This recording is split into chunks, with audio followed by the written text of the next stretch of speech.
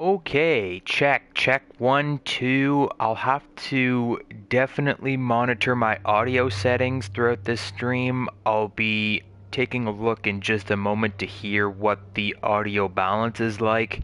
Last time I used my new headset, the audio had a bit of an issue.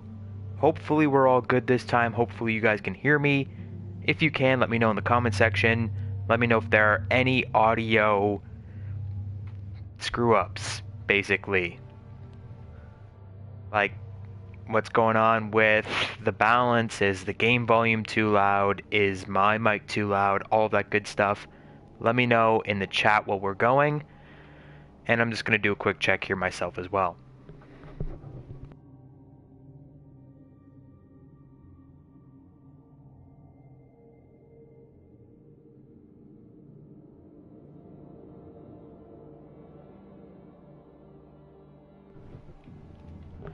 Okay, as far as I can tell, my audio is coming through very clean. It's only when we get into the game, it'll be interesting to see how the balance works with gunfire. We're at a very, very quiet point. This is the quietest that this game is ever at, so we'll have to see when we get going, but I'm going to be starting a new character today. I wasn't planning on doing multiple characters in Destiny 2. I was only going to stick with my hunter, my original character. And then I was looking through the trophy list, and the trophies are super easy in Destiny 2, except for there are 2 trophies that'll be a little difficult. One is to complete the raid, and one is to complete any activity on prestige mode, which won't be as hard as we get into the game and get a higher level. We could probably do a prestige mode something at some point, anytime, and probably get through it by the skin of our teeth. But those are 2 very difficult ones. The other ones that were basically impossible for how I was planning to play the game were max out a Warlock and a Titan and all of their abilities. You have to have one of every character with all of their abilities maxed out to earn these trophies. There's a Hunter trophy, a Warlock trophy, and a Titan trophy. And here I am like, I'm just gonna be a Hunter. I don't want a Warlock or a Titan. Well, too late for that. So I started Warlock with my buddy the other day, and I decided that it'll be fun to stream one from scratch, so we're going to start with Titan today. The last character, my second favorite character, I would say Warlock is my least favorite, just because he's kind of, I don't know, I feel like the Warlock is so slow and very difficult to use because of the way that he moves. I'm agile you can be, and ducking in and out. With the Warlock, you have to play very tactical, and it doesn't really suit my play style as well. Whereas Titan, Titan fits everyone's play style. You play Call of Duty, you can hop on Destiny and play as a Titan, and you can just run and gun and absorb gunfire, and you don't have to worry about it too much. So that's why I like Titan. I don't mind Titan at all.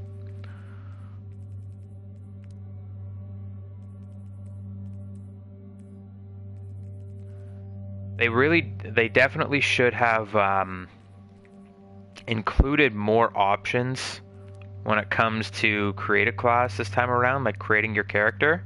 Oh, that's nice. Give me some nice lipstick. Yeah. Like in the original game, there weren't too many other options than this in the original Destiny. Like the options were bare minimum, and still they're extremely bare minimum in this. They didn't change the game from the original Destiny to this Destiny, because that was one of the things that a lot of people pointed out, because in an RPG and an MMO like this, like, people want to have customization. Even though you're just going to put a helmet on, you're never going to see your face again. People like to see that customization. They want to make their character unique and show their character off with all of these other people out there. And that's just kind of taken away from people when the creative class isn't that great. I actually don't mind that friggin' crazy hair. Got it into ponytail. So there was a big issue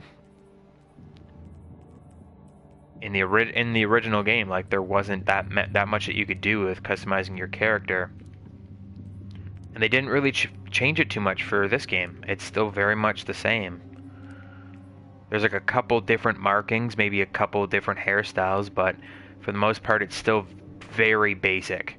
Like, I come from games playing like Fallout where everything is customizable. You can change the contour of your face and all this. There's so much more that goes into it when you're doing a game like that, and then this game, it's just, here, you just pick a face, pick a color, and get going. My end, the stream is flowing fine, so that would probably be your internet. Unless other people are reporting the same thing. I haven't noticed that the stream is freezing or anything like that. There's Cade. We got some film grain going on there. Ikora, if you tell me this is a practical joke, well, it kills me to say it, but I would. The be really CGI impressed. intro. Impressing you could see all like the fuzziness. Let's get serious, people. Zavala, Weird looking. This is my serious face. Can't you tell? Ikora, what have you got? Someone or something has sabotaged the Skyline defense systems. And comms have been spotty for the last few hours. Every sensor beyond the wall has gone dark. Maybe it's just the storm. Maybe it's... What are the set feeds telling us?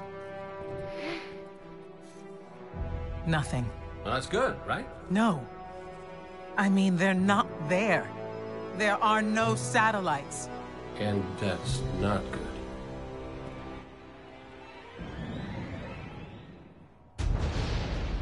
Battle stations!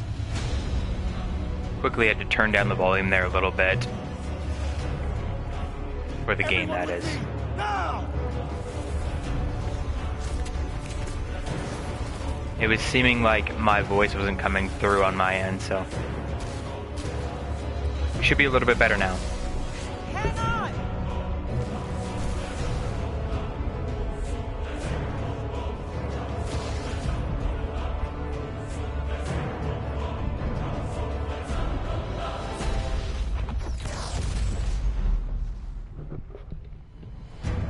You're playing Advanced Warfare, oh my god. I haven't played Advanced Warfare in a while. I played it a little bit on the lead up to Infinite Warfare. I posted a couple videos. I might have even played it since, but it's been a while since I've played Advanced Warfare last. I probably should play it, do like a little live stream for it because of, well, World War II is coming out and that's Sledgehammer, who also made Advanced Warfare, so...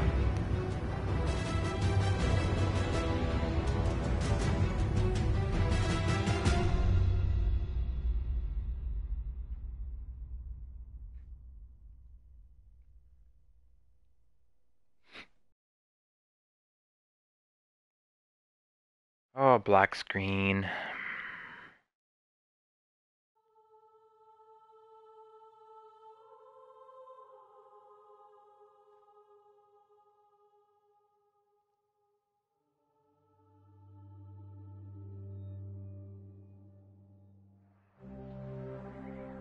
I've just been out and about completing some quests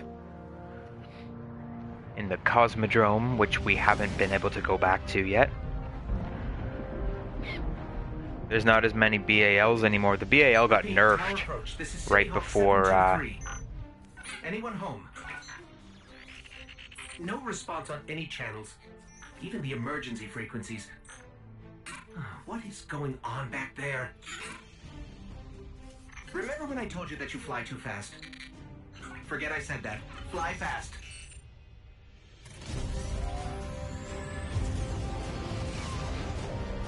yeah, the BAL got nerfed actually right after Advanced Warfare died off when Black Ops 3 came out.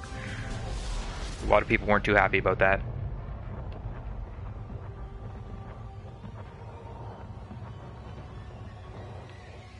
And you gotta pick a logo and stick with it.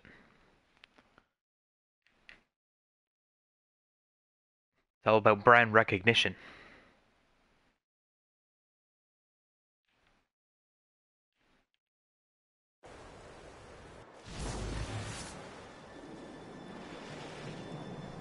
Alrighty, let me see my abilities. We need to find Zavala, Ikora, and Cade. Striker. We're gonna go with the Pulse Grenade because everyone uses that in Crucible and it's frickin' overpowered. Alrighty, let's do it.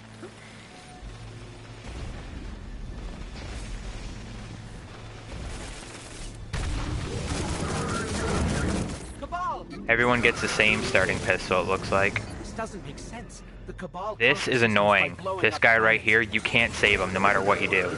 Look at how much damage you can put into this guy. You cannot save him. That bugs me because there's a trophy in Modern Warfare Remastered in Call of Duty 4 where it's called like Saving Private Ryan or something, where the same thing happens. You're like going through this building and one of the terrorists attacks the guy, and if you kill him fast enough, you get the trophy. And I'm like, I see that happening, I'm like, oh my god, I gotta kill him and save the guy, and you're not allowed to save the guy. It'll be a short date. Cool, man. Over here, Titan. My armory is open to you. Follow the path from there. It will lead you through the hangar to the plaza. I'll take care of these people. If the Cabal want war... Alright, let me go. Give me my origin story. And the last dance.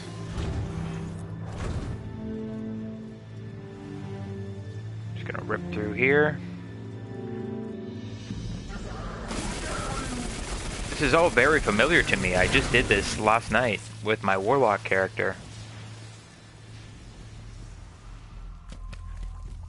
But for the most part, I was not feeling creative enough to actually make a video today. I didn't really have a great topic to go over. Like I would have done like Call of Duty, something like that, but I don't know, I just couldn't really think of what I wanted to do with a Call of Duty video today, so I was just like, you know what, I'm just gonna stream. I want to make this third Titan character anyways, and we might as well get it going here. Even though my streaming isn't the greatest. I know, I'm not world renowned for my streaming. If I was, I'd be on Twitch. But hopefully, like, I mean, I gotta work out the kinks a little bit, but I need a lot better equipment if I'm gonna stream regularly. Because obviously right now I'm streaming from PlayStation 4, which all I do is complain about streaming from PlayStation 4, considering I do it all the time. Look at the size of that thing. Actually, I was just looking, every time I reset my streaming, every time I go on to stream, it'll show you the last official stream that you had. And the actual last stream that I had on YouTube that wasn't from the PlayStation 4 was a Destiny stream. It was the very, very first Iron Banner for the original Destiny. Was my last official stream using my capture card. So I mean, it would be cool if I could get back to using my capture card to stream, but I need an HD 60S. Currently I only have an HD 60. And it's not really cut out for streaming, not to mention the fact that my computer, I only use a laptop for all my editing and stuff. Like, I don't use like a high-tech fucking gaming PC or anything like that. I'm playing on a flat screen television. I'm not playing on computer screens or anything like that. Like, I'm very basic. I'm just like your average gamer. So all that streaming stuff is like pretty much about like beyond me, right over my head. I can just barely figure out how to make my videos, how to get my commentary on my videos, how to edit them together as easily as possible and get them out to you guys. Thumbnails, even thumbnails escape me sometimes. Like I gotta find certain programs on the internet to like help me make my thumbnails. I'm pretty basic. Like, I'm not stupid, but I'm pretty basic when it comes to computer stuff. I'm not super savvy like that, so all like the live streaming nonsense that other people do, where they set up their stream in advance and they schedule ahead and they do all this crazy stuff with OBS or whatever and all these different programs, I couldn't figure that out for the life of me. So instead, I just stream from the PlayStation 4, which it's okay. It's good. I mean, there's a lot of people that stream from PlayStation 4, a lot of lower tier channels, but I mean, it's never going to be amazing. It's not like top quality, obviously. Oh yeah, Fist of Havoc goes more than once now. I forgot about that. See, I'm used to Fist of Havoc from the original game, where you only got one hit with it.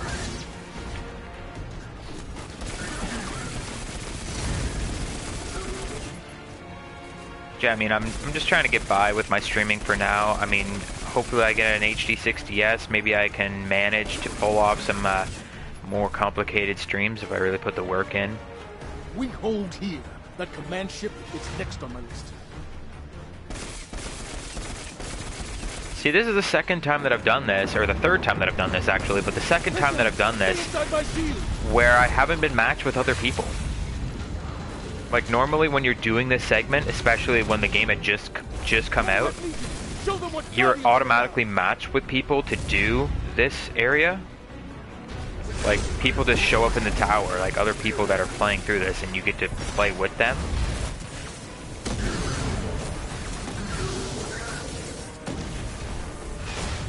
But even with my Warlock yesterday, when I was starting again with my Warlock, I never found other people in this section.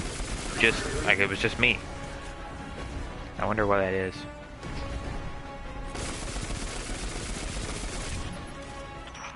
Have I played The Last of Us? No, I haven't. I'm probably going to pick up Last of Us Remastered and play it on PlayStation 4. I'm a big Uncharted fan. Last of Us is pretty similar. It's by Naughty Dog, so I'm sure I'd like it.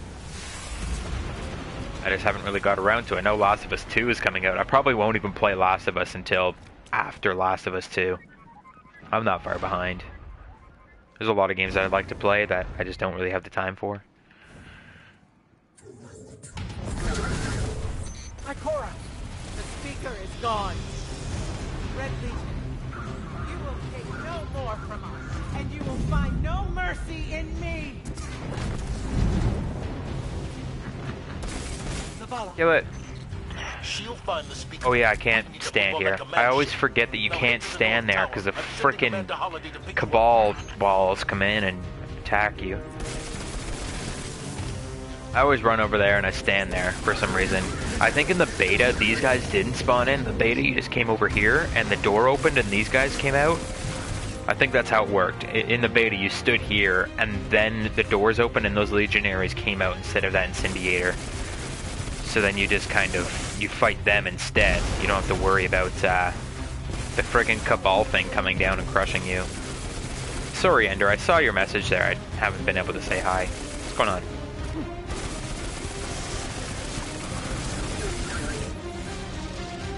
Holiday is inbound. We need that ship off the field.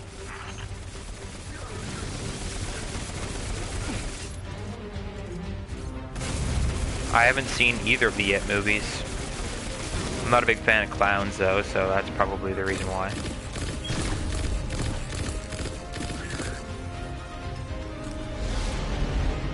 Someone told me you need a ride.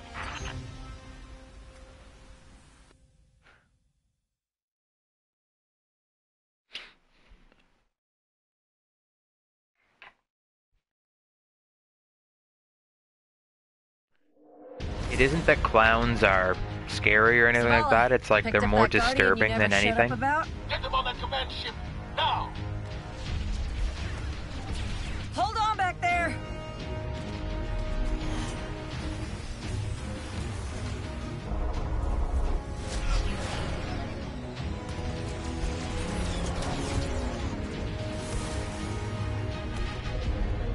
Come on, big guy. Do something.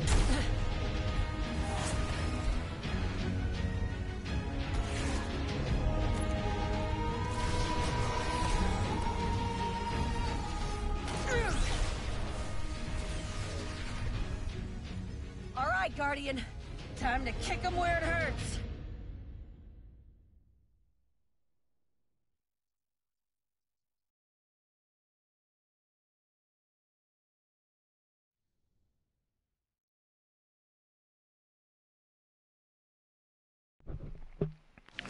Just checking my audio again, I decided it's still a little loud, so I'm just turning the game volume down a little bit. We'll hit that ship with everything we got.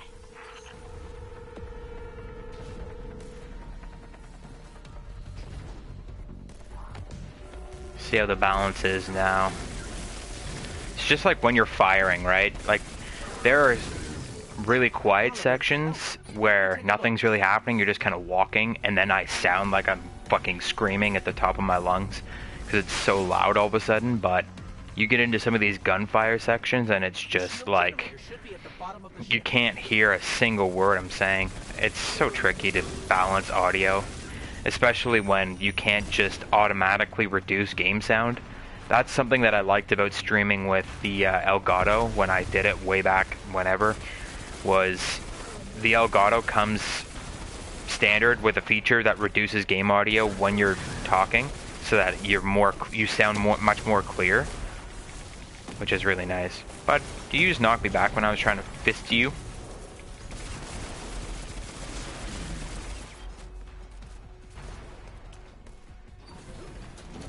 King, what's your status?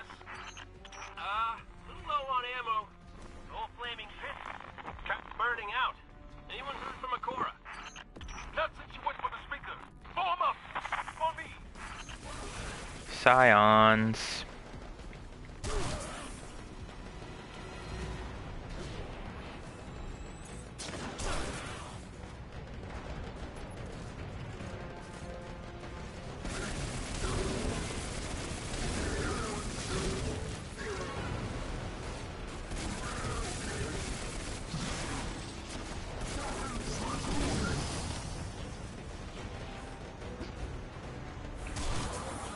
Rampage. I love how they give you the exact same weapons that you can get later on. Like these weapons that you use at the start, pretty much every weapon you use at the start is a replicant of a weapon that you get later in the game.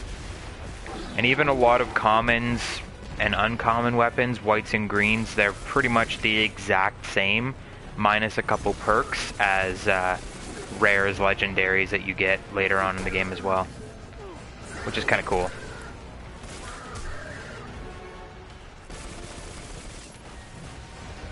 I mean, I'm not about to sit here and like call the developers lazy for not developing like thousands more different, like completely different guns, because that would be asking a little bit. Like I know like Borderlands, Gearbox Software, they did a really good job with like completely different guns. Every single gun was unique in that game, but I mean a lot of them were very, very similar. Kind of the same situation here. Like a lot of the guns are super similar, but they're different enough in their perks that it's totally fine by me. They give you enough variety that it's pretty cool. And I mean, what's awesome too is that they actually put the work in and like made all these guns. Like that's really cool, because like considering you see like a Call of Duty game, like yeah, for example, you see a Call of Duty game and there's like 30 guns if you're lucky in the game at launch, and you get those 30 guns from launch until they start adding in DLC. And even then, once they add in DLC, you might have like a total of 35, 40 guns that you use for an entire year, whereas you can go through 35, 40 guns in a couple of hours in Destiny. In Borderlands, you can go through 35, 40 guns in a couple of minutes. Like, you open up a couple chests and there's like 4 guns in each chest, and it's like 3 out of 4 of them you're not even going to look at because they're not like your style, because there's so many different options there that you can kind of choose, like pick and choose how you're going to use your weapons. So like there's so many weapons in those games, and to hear someone complain like, oh, the weapon variety is very good, well, you can't really say that. You really can't say that in a game like this, in a game like Borderlands, when you've got Call of Duty over here, 30 guns each year max. Heat levels rising. It's working.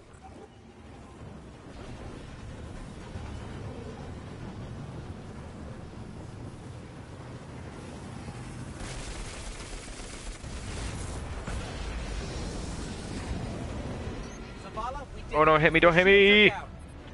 Woo! Zavala? These jumps are so lazy. Hunter is so different from Warlock and Titan when it comes to mobility. I mean, obviously Hunter has the increased mobility, but even like when you're looking at the way that they jump, you've got the Warlock, which glides, which is incredibly difficult to use in comparison because you have to basically activate the jump in whichever direction you're trying to go right away. So if you're trying to boost up really hard, you have to double tap X super quickly so that you boost up. If you want to glide across, you need to jump and then glide at a certain point so that you don't fall too quickly, so you don't keep going too fast. Whereas Titan is a little bit better. You can press it at any point and you're still going to get launched straight up, which helps to pull you into whichever direction you want to go.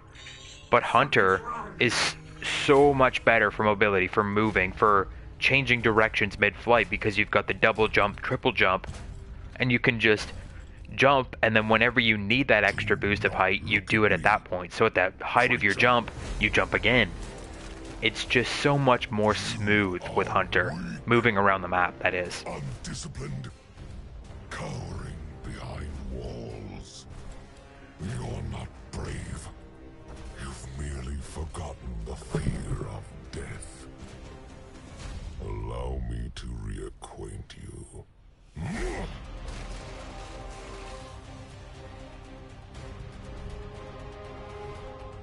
Your kind never deserved the power you were given. I am Gaul, and your light is mine.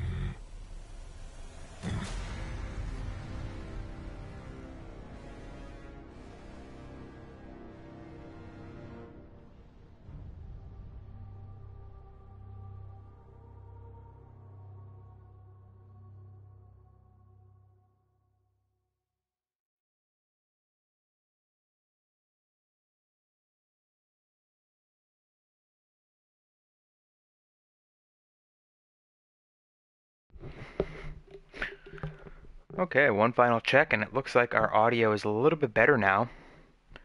My voice still sounds very loud and very kind of muffled or gravelly, which I can't really do too much about. That's just my mic settings on my headset, and it's like, that's the best that my mic comes as of now. The A50 is the most expensive headset, and it's definitely the best sound quality of the Astros. Like, oh my god, I can hear a footstep a mile away. And the speaker system in this headset is absolutely amazing, but the firmware in the headset, in the microphone itself, isn't up to par.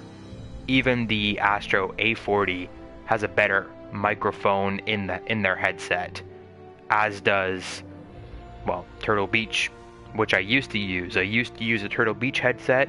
The headset itself, the speaker system, wasn't as good as the Astro, but the mic was better. And again, that's just something that I could fix over time with future live streams, with live streaming through OBS or whatever, like another system. I could actually use a streaming mic. I could use my Yeti and I could use that as the microphone while I'm streaming or whatever have you. Like, there's so many options when it comes to streaming with other services like that, whereas PlayStation, it's like I gotta use the microphone that's on my headset or I'm not using any microphone at all. Oh, my poor armor, it looked so good before. Now it looks like trash.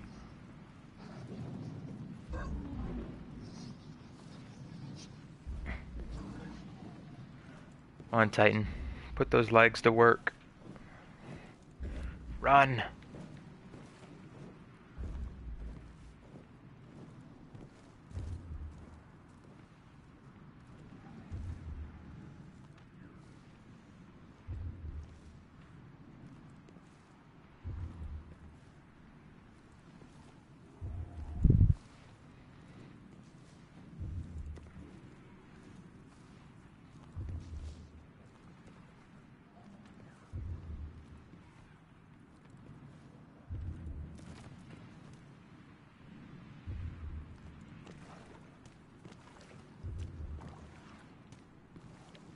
Now, my issue with this part of the campaign, and I guess that makes it my issue with the campaign as a whole, when you're stripped of your light, the Guardians should just die. Like, there shouldn't be life after the light. In the original game, when you were brought to life, you're like hundreds of years old. You're like an old, decrepit corpse just lying in the Cosmodrome, and the ghost uses the light to bring you back to life. So if you're deprived of the light, you should probably just die. Like, the second that the light is taken away from you, you should just crumble into a pile of ash. And the ghosts wouldn't be a thing. Like, the ghosts are manifestations of the Traveler built with light. So the ghosts should just fall apart. Not a whole lot makes sense with this sort of story, but... I can heal you, but I can't resurrect you. Not since. Like, how can he heal me? I can heal you, but I can't resurrect you. The light. You shouldn't be able to do anything. There's no light. They've taken the city. The Traveler. Everything. The Red Legion is killing powerless Guardians. We have to get out of here. I'm picking up an emergency broadcast. Rendezvous coordinates. They're evacuating the planet. It would be nice as well if you could actually get in contact with other Guardians that aren't players. Like, for say, when you're doing the campaign missions, especially the parts where you have to play alone, if you could actually interact with quote-unquote other Guardians. Like you just said, oh, they're killing all the powerless Guardians. Well, what about, like, where are these Guardians? Because technically every other Guardian is doing the same thing you're doing right now, if Guardians can only be played by people. So, and there are some strikes that come later on that they talk about other Guardians that you never see. They're always just one step ahead, and they always just get killed before you show up, or like whatever. I can't resurrect you. We need to be very careful. So it's like, what happened to all these other Guardians, and where are they? Why can't we interact with them? Like, new characters to actually, like, talk to and whatever. Like, obviously we have, like, Amanda Holiday, and we have the original Vanguard, Cade and Ikora and Zavala and stuff, but what about these other, like, base level Guardians, like, the level that we're at? All of the NPCs call us, like, oh, you're the favorite Guardian, like, you're Shax's favorite Guardian, and you're Zavala's go-to guy, but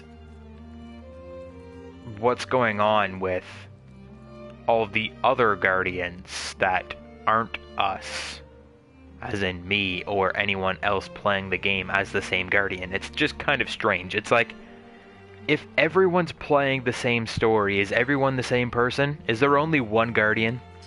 It's that Falcon again. Because I think that's actually part of the story here, is that you, the player, at least as far as the campaign goes, you are the only one that found the light in the shard, and no one else can get the light from the shard of the Traveler.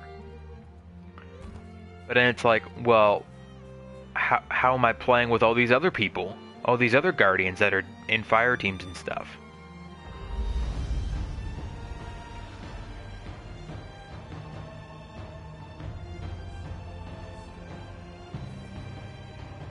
Oh, I love this part. It's so cinematic. The ship goes over.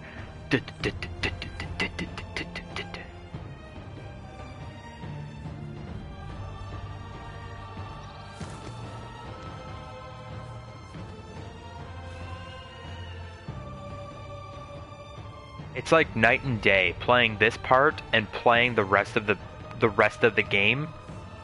This is so cinematic and so, like, touching, and it's like a beautiful landscape and a beautiful setting and everything. And then you get into the rest of the game and it's just like, yeah, grind, just kill enemies, run through, and you kind of lose touch with what this looks like, how the sun is hitting the rocks and all the shadows and just like the atmosphere. It's incredibly different from the rest of the game. And it's kind of sad that the rest of the game didn't turn out this way.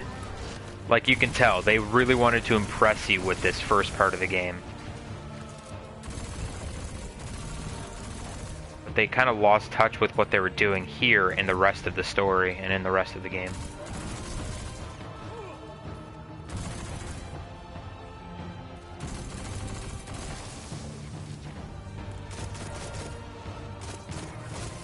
Just too bad. I mean, I really, really like this part.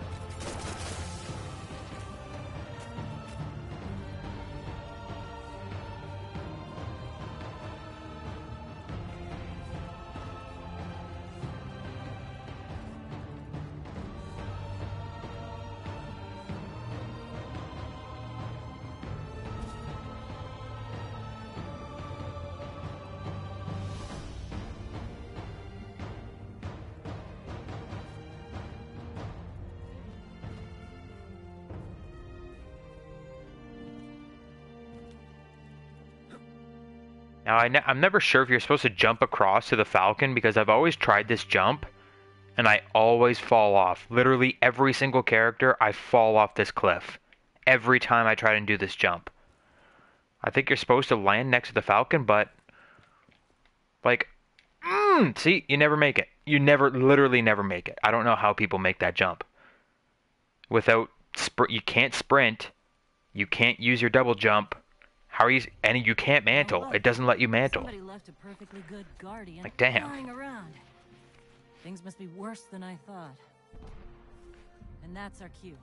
Time to go, people. But wait, where? Look like a samurai or something. That hairdo. As far away from here as possible.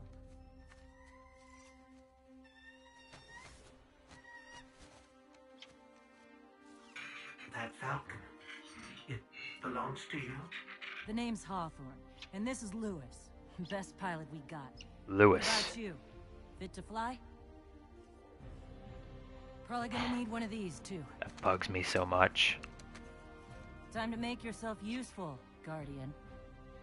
All right, people, how your character still can't talk. All you needed to say, what, like, are you fit to fly? Sure am. Yes, sir. Reporting for duty. One-liners. That's all you need to say. You don't need a full storybook, but at the very least, give us one-liners to say instead of Ghost having to talk for us all the time. Do you see, traveler? It's a pain in the ass. Have done. Grace me with your light. Take your place at the center of my empire. See me, and the Red Legion will be your true guardians. I've seen this a couple times. I don't need to see it again.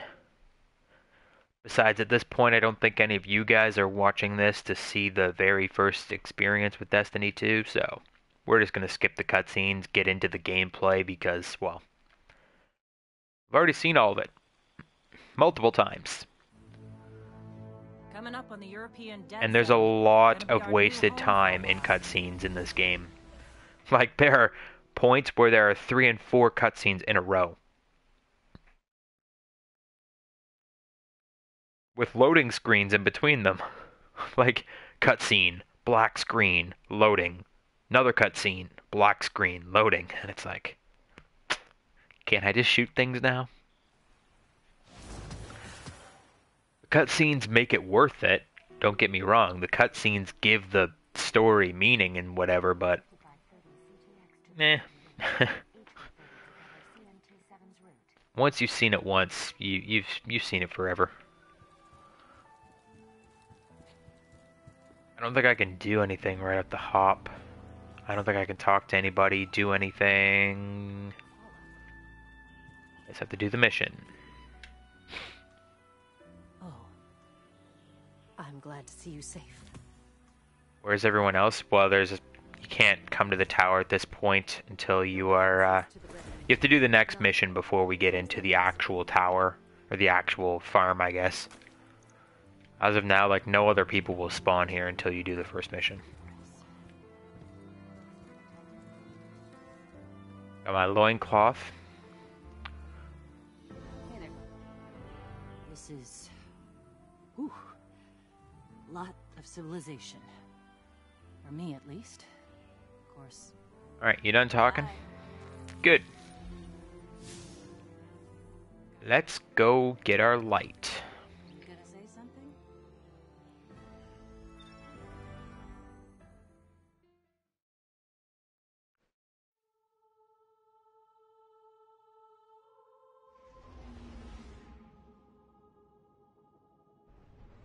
Oh, the live stream was relatively unannounced. I kind of just popped it on just for something to do, as I hadn't put out a video today, so it wasn't really, there wasn't a lot of recognition around it. Not to mention that Destiny 2 content on the channel doesn't get as much, it's not as popular as Call of Duty or anything like that. If I were to stream Call of Duty, I'd probably have a lot more views, whatever, but that's fine.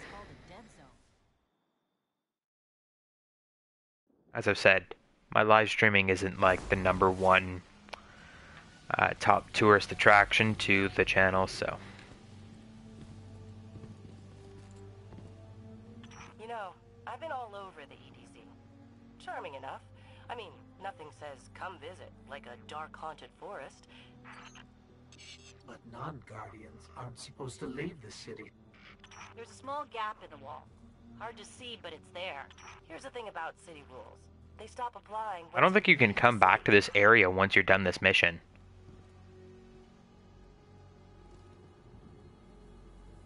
Like I've never seen this wall in the actual game before. Like once you get past this, I think this is the only time you're allowed to be outside the wall. And the only time you're allowed to be like in this area. The haunted forest is still there, and you do go back to the haunted forest or the dark forest or whatever the hell it's called. You do go back to it, but you take a different route, and even where the shard is, it's completely different then than it is now. You never see this area ever again. It's kind of weird. It's just like in the original game with the Cosmodrome. There was a part where at the very beginning you spawned outside the wall to the Cosmodrome, and then as you went, like you walked into the wall, like right off the bat in the beginning of the game. You walked through the wall, got into the Cosmodrome, and then you just never go back there. You can go back to the exit of that wall, but you can't go back through the wall and back outside again. Kind of weird. That they would just cut you off from this huge part of... Like, this would be cool to, like, play in patrols with other people, like running around this cave and stuff, or... I don't know, there's just potential here that is kind of wasted. Ryan Dement, what's going on? My original class on my first run-through is Hunter. My Hunter is pretty much maxed out. I'm power level 304. Max is 305 right now. Technically, I should be 305. I've just got a couple items holding me back by a couple of power level. Like I've got a couple items that are like 302, so that's the only thing really holding me back from being 305 on my Hunter. I was originally planning to stick with Hunter and only Hunter, but I'm only doing other classes like Warlock and Titan to get the trophies. As there's a trophy for each of the classes, you have to unlock all of your class abilities for each class. And reach level 20, I'm not exactly sure what the trophies were, but you basically have to do quite a bit of work with each of your character, with each of the different classes to get all the trophies. And apart from that, the trophies are very, very easy to get in this game, so it would be an easy platinum, so... Why not start a couple new characters? I wasn't going to do any characters anyways, so... This is it. Right out of our vision. The Shard of the Traveler.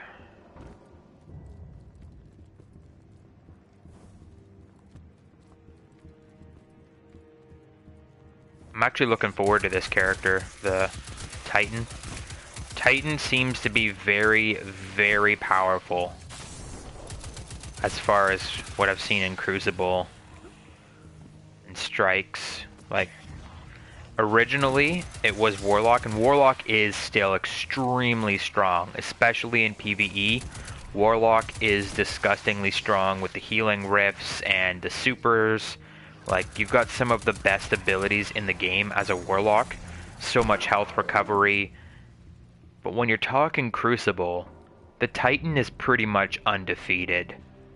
He's so strong, like the melee abilities that you can get, the super abilities that you can get, you're basically indestructible. You can use your arc slam thing like as many times as you want, whereas in the first game you could only use it once.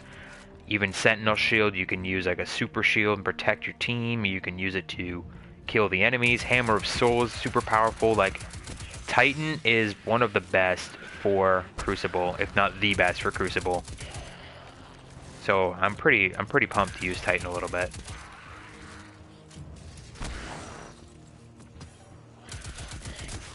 Not that I'm only going to be playing Crucible. I'm going to probably play through the entire campaign in streams like this.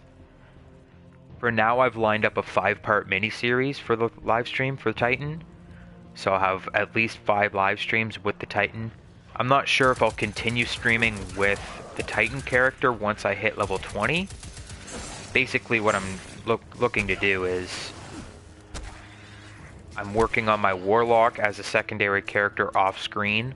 I use my Hunter for most of my videos, and then I'm streaming the Titan, but if I get to a high enough level with the Titan that it doesn't really matter and I'm just doing the same thing with the Titan, the Warlock, the Hunter, I'm doing Nightfalls, Strikes, Raids, whatever, Crucible, I might as well just use whatever I'm using at the time to make my videos. So I'm doing the 5-part mini-series for sure when it comes to streaming Titan, but after that, I don't know if we'll continue streaming Titan or if we'll just start streaming whatever. Like, next week I might do an Iron Banner stream, which will be all Hunter. But it won't be like a total on-screen progress like this is. With the Titan, it's a total on-screen. I'm not going to be touching this character off-screen until I do the 5-part miniseries.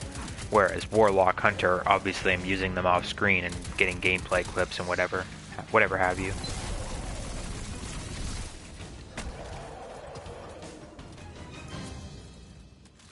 I think we scared them away.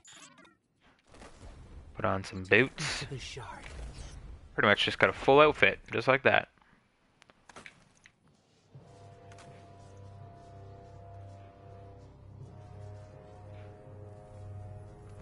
Dreamer's Mark. I got a new submachine gun. And crappy sidearm, which we don't want. And hand cannon, which I'm not going to use. Even though it's a little bit higher attack, it's not worth it in my opinion. Because, I mean, the Pariah assault rifle is just so easy to use. I'm not going to get rid of the assault rifle for the hand cannon. Sentinel, Titan subclass. Now, I have only used this one briefly when I was playing in the beta. I only used this briefly.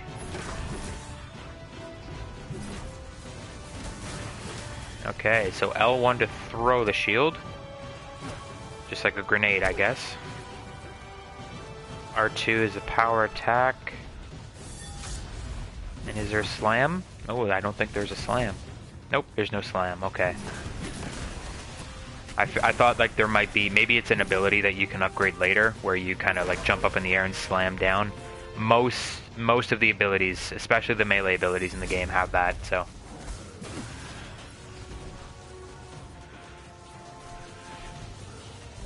Oh, and you can only throw one shield per use. Looks like. I can't throw another shield. It's not letting me throw another one.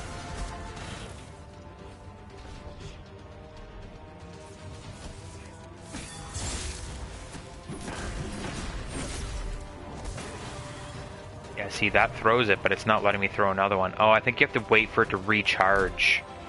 Just like it's like actually using your grenade ability to throw the shield.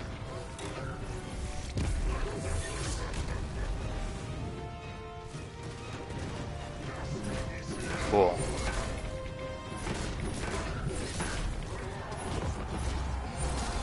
It's like a combo, like a little 1, 2, 3 combo. So it's like a light, heavy.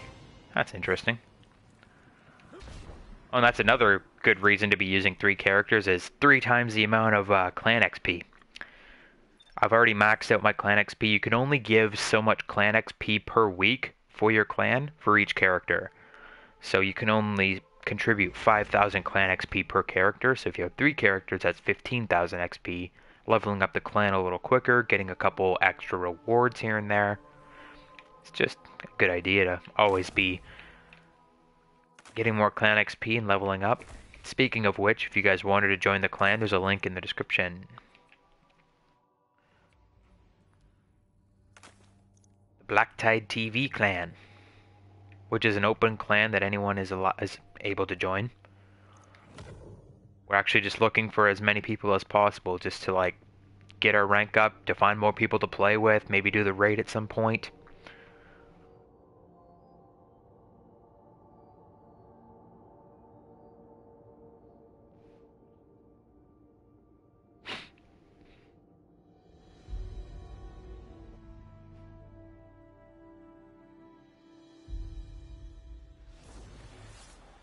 I should probably transfer over a ship with item manager, but I don't really care for doing that right now. I might do it after the stream is over, start transferring over some things. Milestone updated. I gotta do Crucible with Shax. And she wants me to do some mission. Well, look at you. Oh my god, the bird is freaking out. The bird is freaking out. I don't know how you did it, but I'm glad. Because we're gonna need it. Bird must be a robot. Oh, and now the bird's in front of it. Well, no wonder it's all screwy. Hey, how's the clan going? See, the bird's over here, and then when you talk to her, she comes in front of the bird. That's so weird. Are you still with us? Tess Everest is over here now. She might be able to give me something good. What? You thought a bit of apocalypse would shut down Everest? Oh, she doesn't give you anything right away? Okay. We have to... Come see me again, Guardian. I'll tell you what I will get out of my vault, though. I bought this today, an insurmountable skull fort. Used this in the original Destiny. Can't use it till level 20, but I mean, I might as well hold on to it because this is the Titan. Zura's in the tower today. He was selling helmets. Sold a Hunter, Warlock, and a Titan helmet, so I just bought all 3. And I also bought the weapon, which was... quite honestly, I can't even remember. Oh, it was Vigilance Wing. Pulse Rifle. So I just bought it all. I've got like 500 legendary shards. Yeah, 476 legendary shards. So, I mean, I'm basically set for life with whenever Zur shows up and he wants to sell me something, I can just be like, I'll buy it all. Especially because I actually already own a lot of exotics. I already own most of the weapons. I'm missing like, I want to say 4 or 5, not including the raid shotgun. And when it comes to armor, I pretty much have every single hunter armor that's available. I might be missing 2 things. I'm missing lucky pants, and I'm missing maybe some other type of boots. I might only be missing lucky pants, actually, when it comes to hunter. So, I mean, I have all of the exotic armor pretty much for hunter. And I've got almost all of the weapons, so... For the few things that are going to pop up at Zur that I don't have, I'm 100% in the clear for buying it all with my legendary shards.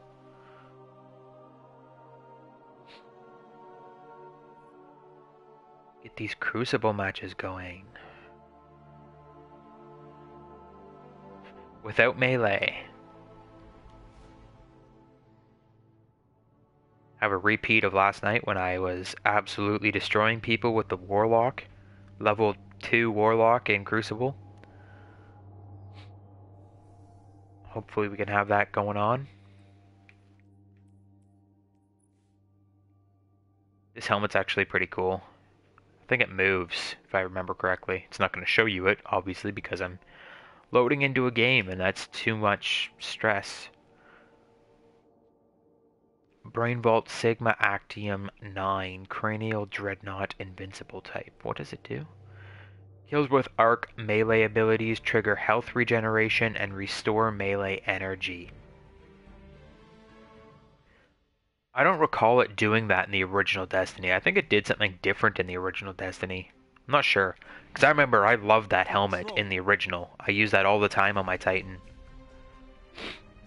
Look at all these guys in their fancy colors. They're all decked out, and I'm just like wearing rags. Don't worry, guys. I'll carry the team. My rags. We're playing Control. Basically my least favorite quick play game mode.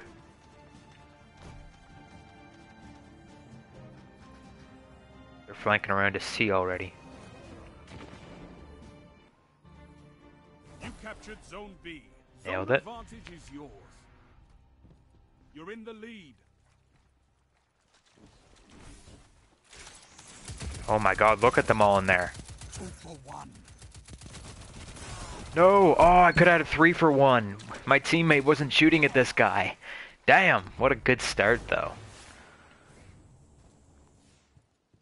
Yeah, get him off C. Get him off C. Oh shit, I got my shield. I forgot about that.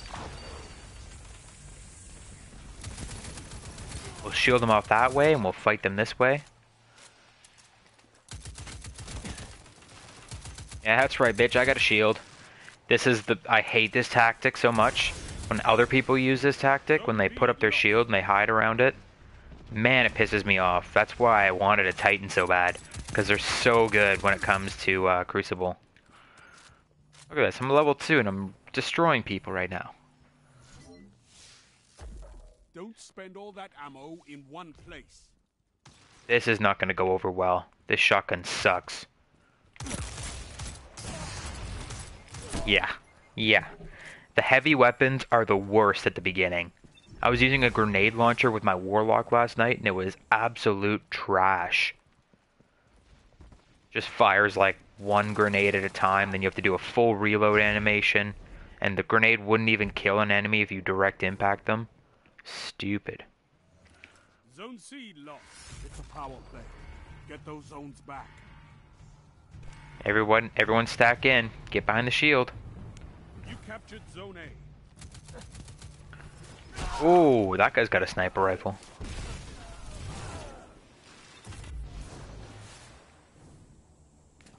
Oh, what do you guys think? B or C? I'm thinking B.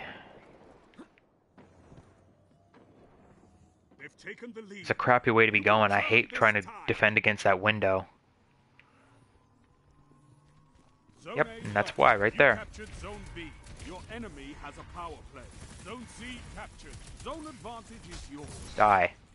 Got him. And here comes another one. I don't even have a melee ability. Why am I trying to melee people?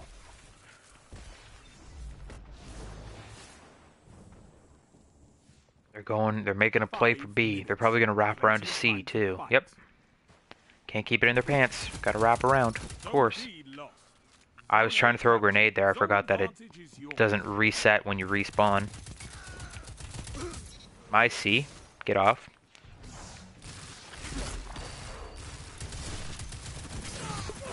Damn. I wasn't expecting 2 people. I'm surprised there's no, like, area of engagement for that shield that you can just pop up wherever. Like, for a comparison, like, there are certain pieces of equipment, certain abilities that you can't use in, like, Call of Duty in a certain area. Like, it won't let you put them down, like, say, a sentry gun. You can't actually put it inside a doorway and block the doorway with it. You need to have it far enough back so that people can still get through the door. I'm surprised there's no bounds like that when it comes to... I'm surprised there's no bounds like that when it comes to this shield.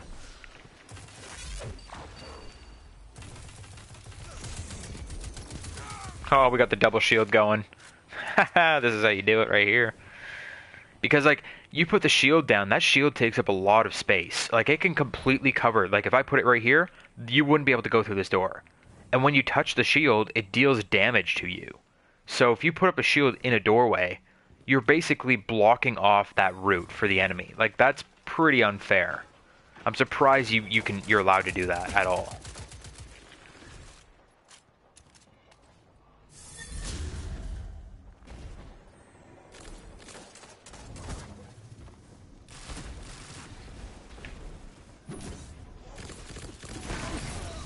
Gotcha, bitch. 3 minutes remaining. Kind of have to melee to move through the air, because it's not like with one of those abilities for Warlock where you can just hit the dodge button and you kind of like dodge through the air. With that one, there is no dodging through the air, so you kind of have to like hit the melee button to move ahead, and it kind of throws you off a little bit. And I'm not sure if hitting the melee button on nothing actually uses your melee time, or your super time, I mean. Dude, you missed. Trash. Oh, he's got Axion Bolt following me though. That's not very nice.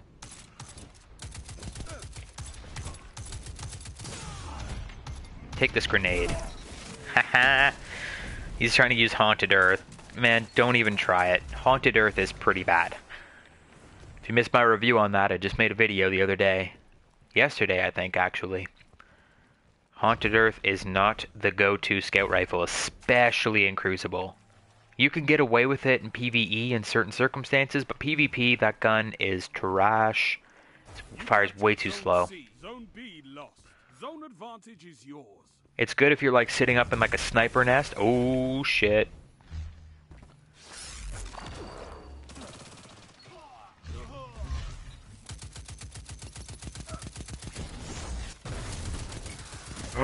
Oh, no, no.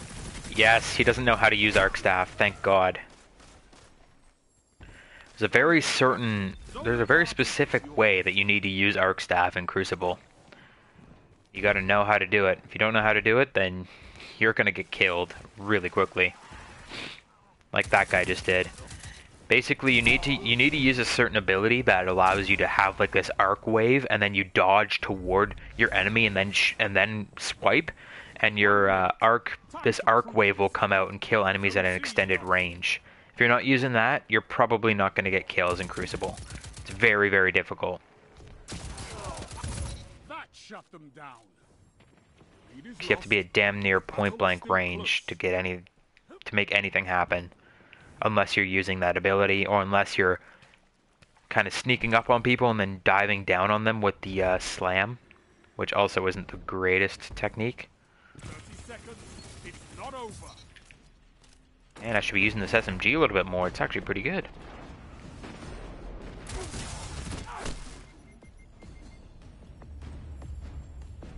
Zone C captured. Wizardly Osprey. Zone A lost. 10 seconds.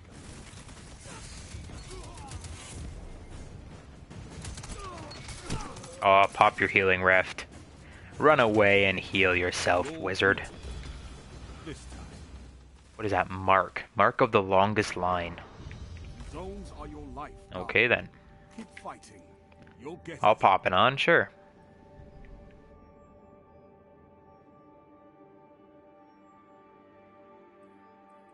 Cool beans, man. I mean, I would have rather had a weapon or something, but that's cool too.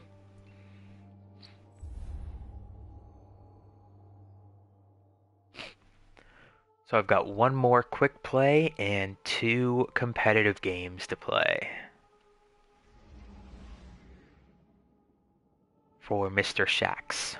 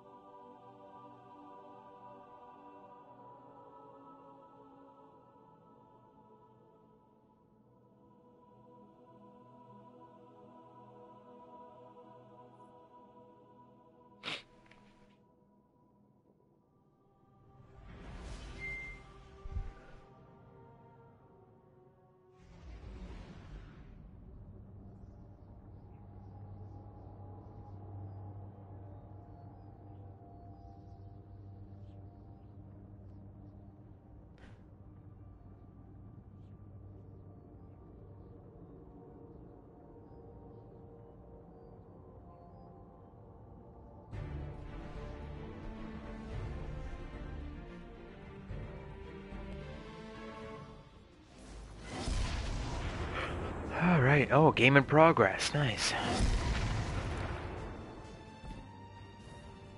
Would have preferred something fresh, but... Oh, multiple enemies. Oh shit, he teleported. Where did he go? What the hell? Oh, their whole team just rushed us. Their whole team's playing together, that's why. Haha! I know the secrets now. Like, their whole team just rushed us out of nowhere.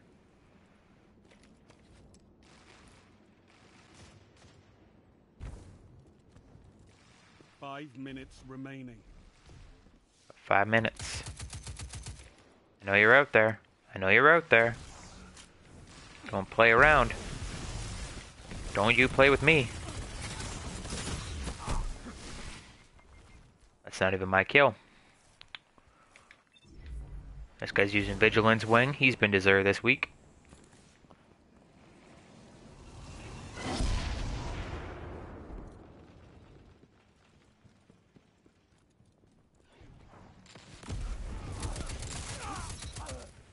Oh, that's one. There's another guy here, though. This guy just wants to punch everybody. Maybe he should switch to Hunter. It's a better option for that.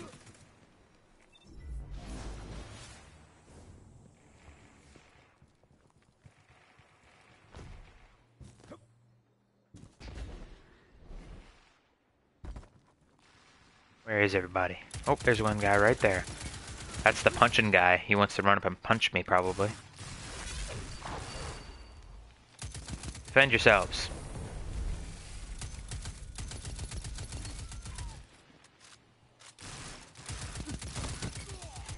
Oh, he's one shot. He's gonna jump into healing rift to guarantee it.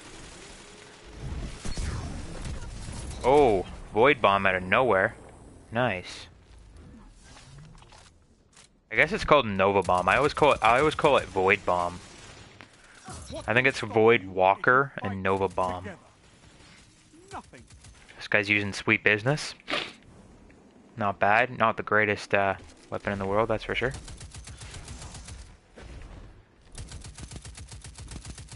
Yeah, get your rocket launcher out of here, buddy.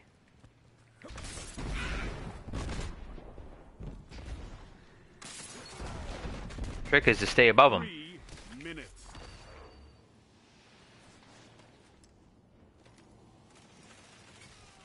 I want to get that other shield. I like the lower shield better. Just because you can kind of hide and duck over it and stuff. That guy's got shotgun ammo. That's not good. Yep, not good. And that's their healing rift that's sitting right there. You should be able to kill healing rifts. Like, you can kill shields. Like, if you shoot a shield enough, it'll actually break. You should be able to, like, shoot at the base of a healing rift or something to destroy it. At least in Crucible.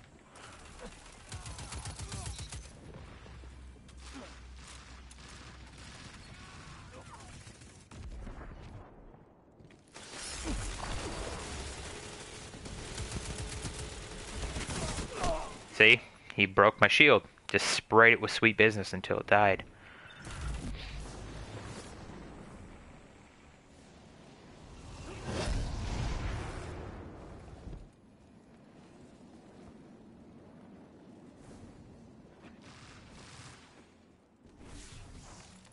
Oh yeah, run away.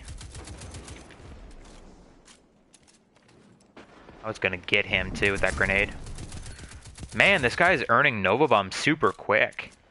Unless they're all using Nova Bomb. Like, I've seen that guy use Nova Bomb like 2 or 3 times in the last minute or so. He's popping that thing off. He might be using, I don't know if I didn't notice his head, but he might be using that new helmet.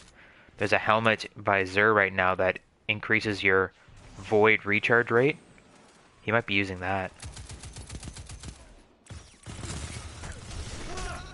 Get out of here. Don't touch me.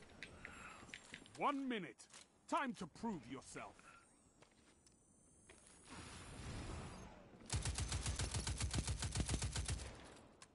What's this guy doing? He's like trying to get a shot on me. Where'd you go, buddy?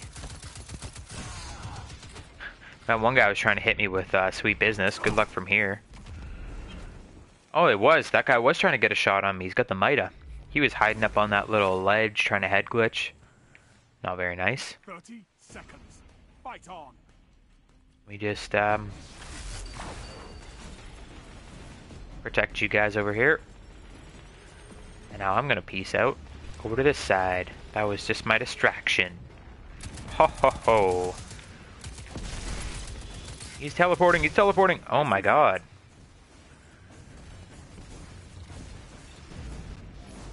That blink is actually pretty OP for Crucible. You just like can't be touched for however long, that couple seconds. Got a new chesty. What was that other thing that I got? Was that a new weapon? What was that thing that I just got?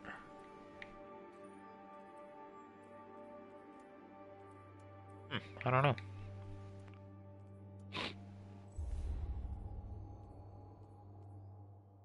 Magnetic grenade, suppressor grenade. Void wall. Oh, magnetic is definitely the best. I've got one upgrade point. This is level 7. Holy. I don't need to upgrade anything until I get to catapult lift at level 6. And then I'm going to do rally barricade. And then I'm going to have to go through these and figure out which is best. Alrighty. I got to find... complete 2 matches in the competitive playlist.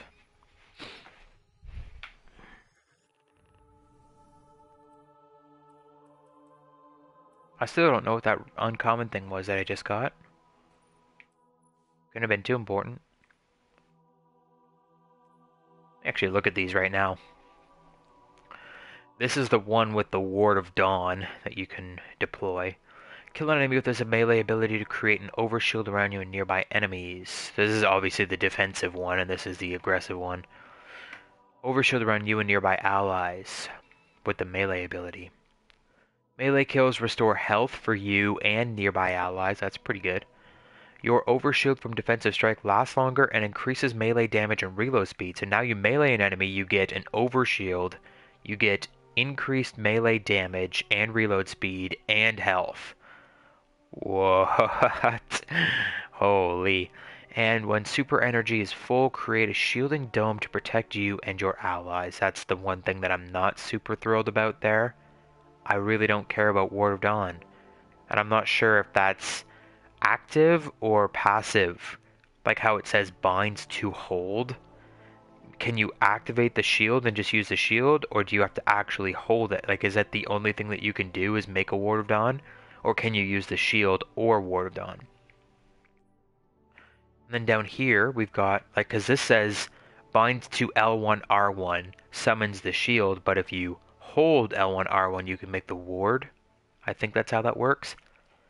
Shield Bash. After sprinting for a short time, use this melee ability to unleash a devastating shield bash that disorients enemies. So that's like the charge from the original game, the shoulder charge or whatever. Superior arsenal. Grenade kills recharge your grenade energy. So you get a kill with grenade and it charges your grenade faster. Kind of lame. In the trenches. Kills while surrounded by enemies reduce the cooldown of your super. Second shield. Gain an additional shield throw charge while Sentinel shield is active. Okay. This is answering my question from earlier. You can throw one shield every time you use Sentinel shield, but when you use this, you can throw 2. Well, I'm going with the defensive one for sure. Like, this melee stuff, that's intense. Overshield, increased health, restoring health, and this is for you and nearby allies, and a longer lasting overshield. Set the charges or defeat all hostiles. Then you've got a longer lasting overshield, increased melee damage, and reload speed. Like, fuck yeah, I'm going with the top one for sure.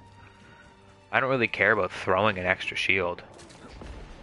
Like, it might be useful for a Crucible maybe, but that melee kill though, you get those 3 abilities working together, that melee kill is just gonna make you into a frickin' tank. This guy's camping out the heavy.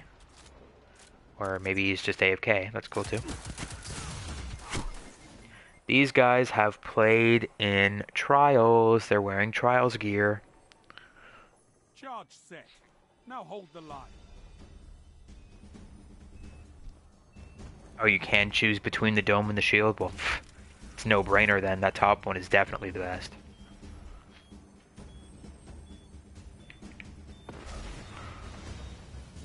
Ain't no one coming to revive me.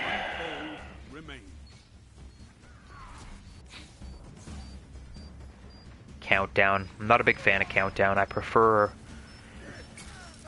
survival. Yes!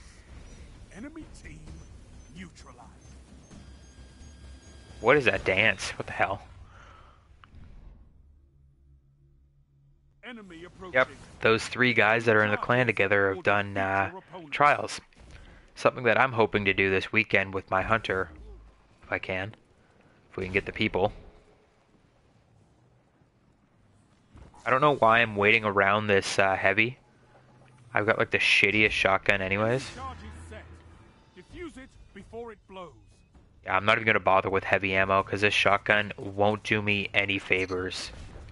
I'm better off just using my Pariah, which is the auto rifle that I'm using right now.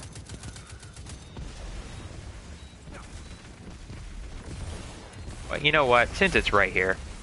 Oh, never mind. Holy shit. Shaky. An opponent stand. It's time, Guardian. We gotta defuse, boys. Defend me.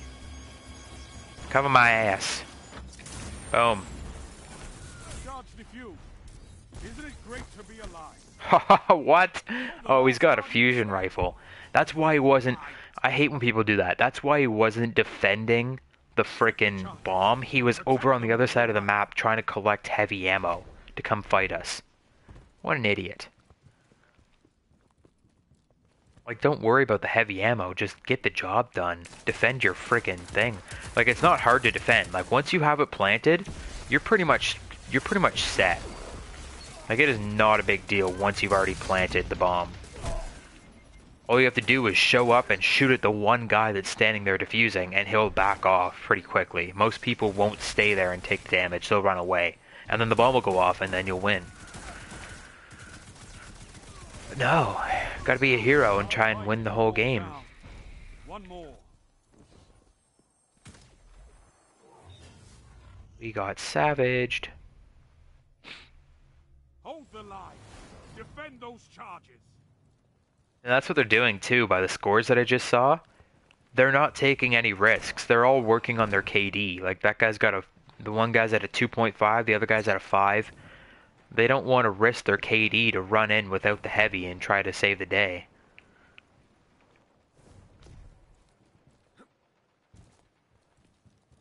No one left to fight. Holy, they just destroyed my team. So fight. Enemy has set a charge. Nah, fam, you do not get to bring that guy back to life. Get the fuck out of here. Oh, no, kill trade. No, there was only one guy left. Damn it. That sucks. I almost had that too. One guy's trying to revive his buddy.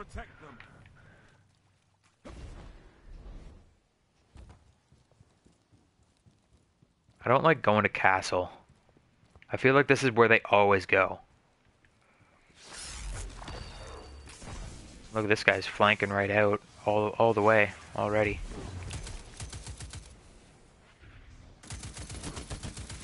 I see you with your friggin' blink, asshole. Not you, but that other guy who's coming around this side. I don't really care for that much. Look, he pops a healing rift and he just stands outside in the corner.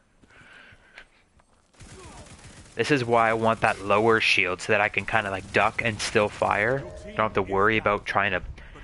The thing about the big shield is it's great for blocking off like a pathway, a cave or something, but when you're trying to engage an enemy with it, it's not very great because you have to step to the side, and strafing isn't as easy as ducking, and isn't as easy as just ducking down and standing back.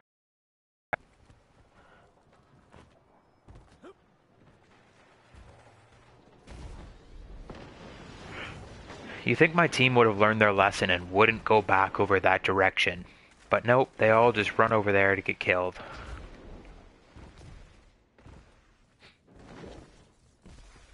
See that shit? Everyone just runs straight to the castle. Every time. No one left to fight in your place. So fight. What the hell? Defuse it before it blows. I'm kind of confused as to what just happened there. The guy was like running like he was going to jump over and then he fell and walked right through it and just kept shooting at me. Detonate the charges and this round is yours. Yeah, look at this one guy. He's just trying for KD. He's 11-0. I mean, there's nothing wrong with being 11-0, but play the fucking objective maybe.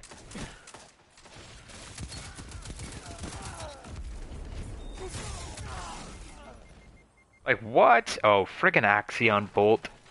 That thing is very powerful. Seeker Grenade. It drives around corners to kill you.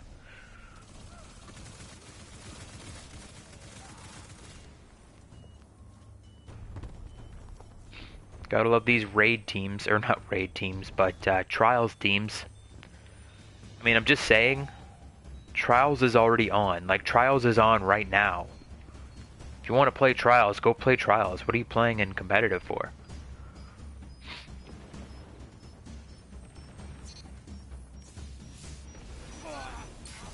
See this last guy, see how he's doing. Oh my god!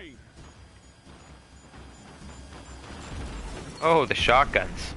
Holy, he just killed their whole team.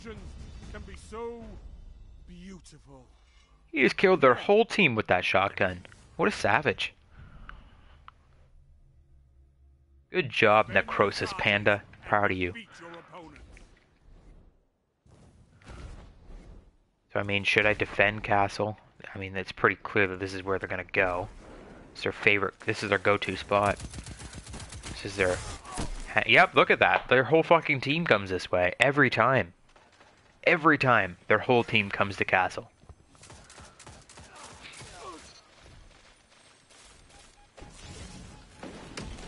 Like, how has my team not learned that by now? Like, the other 3 people on my team always, like, run the other direction.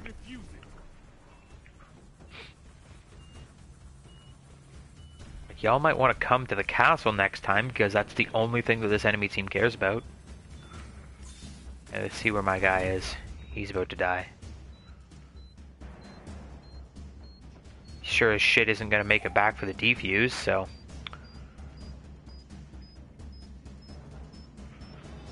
Oh my god. Really?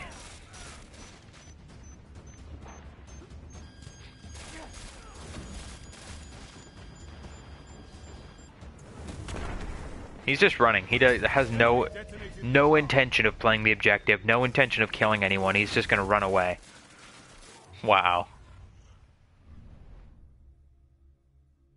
You're not even doing good. You're at a .86 already. It's not like you're putting your KD in jeopardy here. Just play the objective. Just go frickin' try to defuse. Go get killed. Whatever. Just do something. And I don't have a... Fuck me. Yep. Yeah. Yep. I was looking for the grenade. I wanted to throw the grenade so friggin' bad. I'm like, grenade, grenade, and it wasn't there. And then this guy comes around the corner with his damn storm trance thing. Alright, well that's one game over. One opponent remains. Oh, 1v1. Oh, never mind. It's a 1v9. All he has to do is defuse. Great. Hey, Brody, what's going on?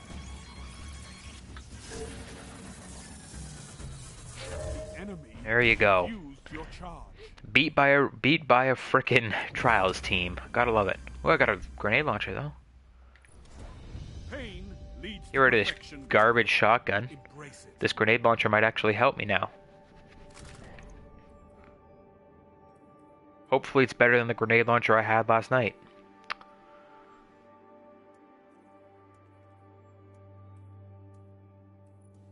Did I level up? I'm level 4 now, which means nothing to me.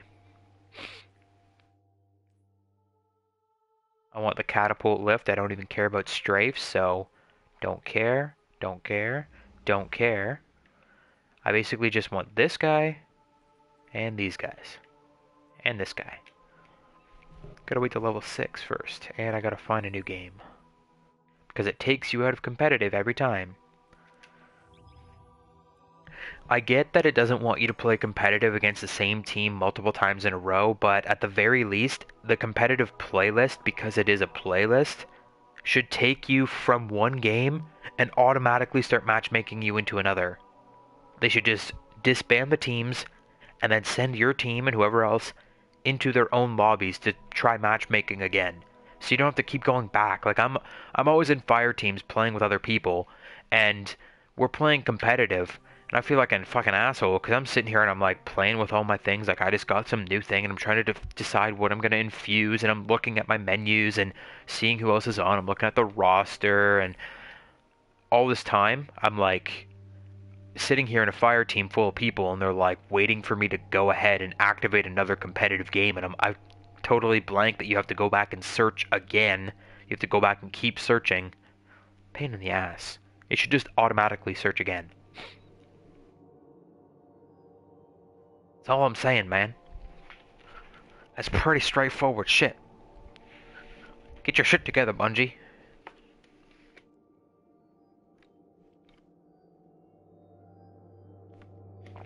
Alright, so competitive, not working out very well for us right now.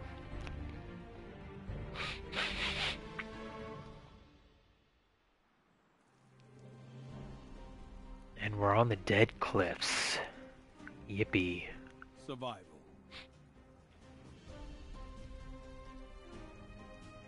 Every death will cost you, Guardian. Fight smart. Ooh, this is one of the good grenade launchers. This looks like a Hake. Those are the ones that you want. The ones that you don't want are those friggin' single launch thumper looking motherfuckers. Here, take a grenade. Ooh, he's throwing a grenade at me too. That's not very nice. That ain't very nice. And he's got a healing rift out here. Of course he's got a healing rift.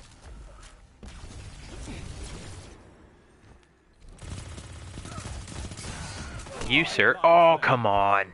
Look how friggin' weak he is. Damn it. Everyone rocking that Mida multi-tool. It's a Suros SMG, that's why. I'm not a big fan of the Suros weapons. There's a couple that are okay. Like there's a Suros pulse rifle that I picked up on my main character a couple days ago, and it's actually pretty nice. But for the most part, like the Suros weapons, they're like the high fire rate, really crazy, like blast you away kind of weapons. I'm not a big fan of those. I've never really been a big fan of those in games like this. Coming back to Borderlands, like there's a certain weapon class in Borderlands that just everything in that weapon class just fires incredibly quickly. I can't remember what the name was, what the brand is, but I've never ever liked them, and everyone's like, oh my god, this is the greatest weapon class, you should always be using this weapon class. Don't like it. I am a squishy titan, you're right. I've got the same outfit that you had. I've got 5 mobility, and that's it. You're the last Guardian standing. Fight.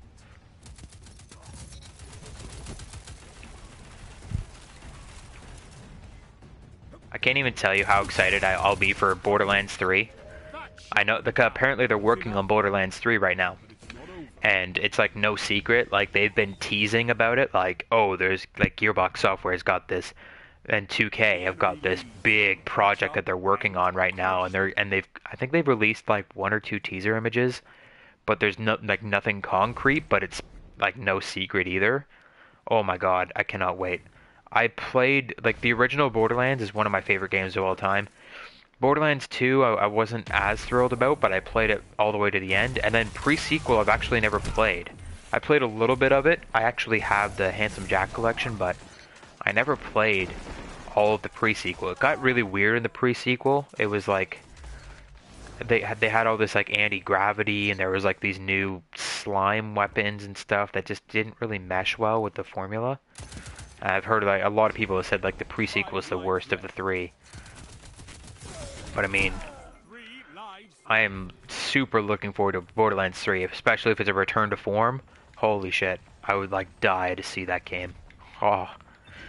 Or even a Borderlands remastered. If they remastered the original, because with the Handsome Jack collection, unfortunately what they did was they included Borderlands 2 and Borderlands... They included Borderlands 2 and Borderlands a pre-sequel. They didn't include the original. So it wasn't a trilogy pack, it was just the 2. Which was stupid, if you ask me.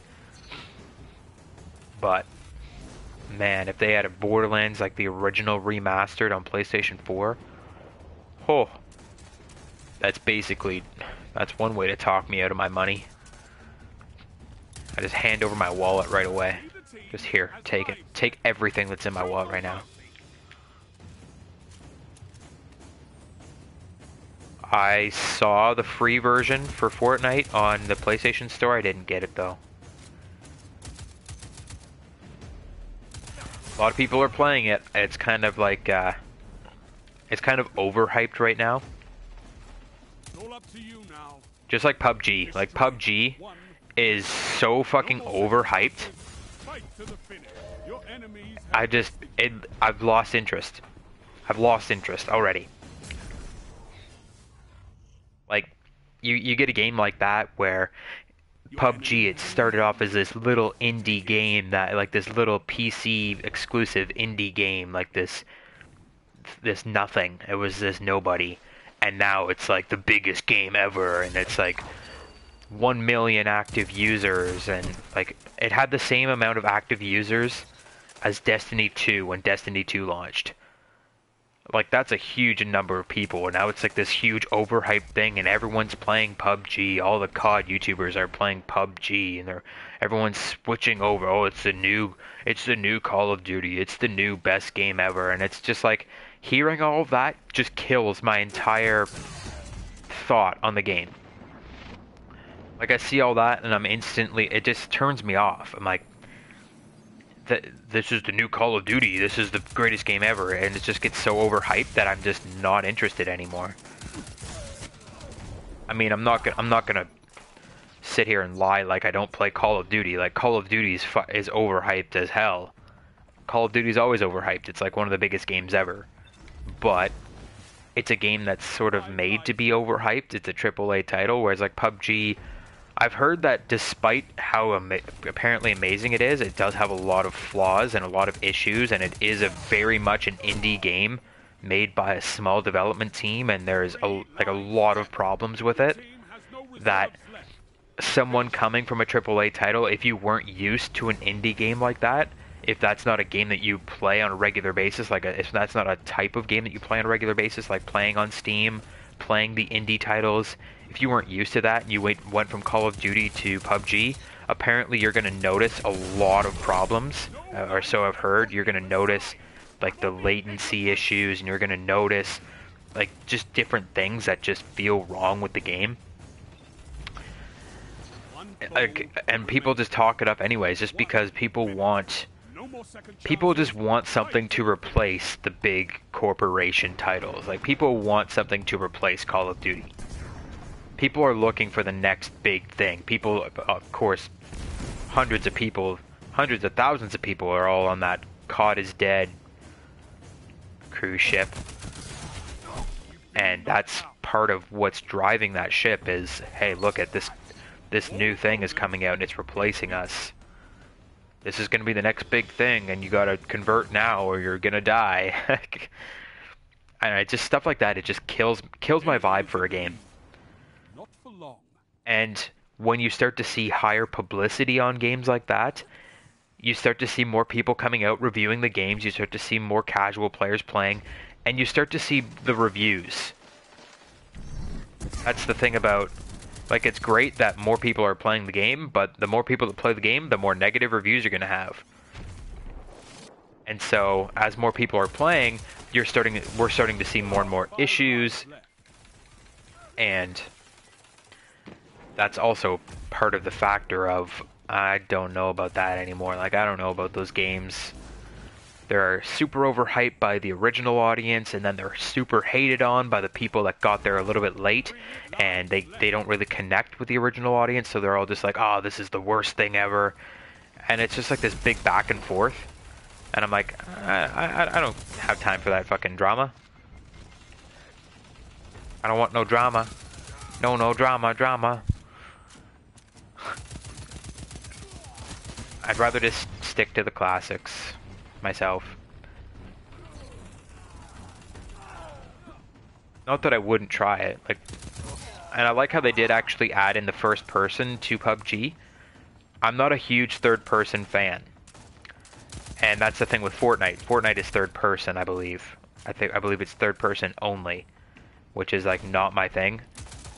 I like the appearance of Fortnite. I like the what's it called? The animation, or like the effect that it had, like the image effect. It's really neat what it looks like. It kind of reminds me of Team Fortress a little bit, which is like cool, sure. No one left to fight in your place. So fight. 1 minute.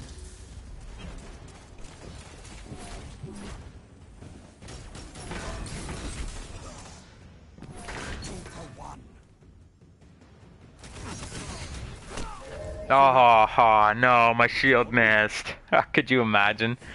Clean them all out with the shield. Your enemy has match point. Nothing changes. Take them out. Yeah, I like how PUBG has gone first person. And now there's this big thing, like I watch a lot of video game news, like not just Call of Duty or whatever, but like I watch in general video game news.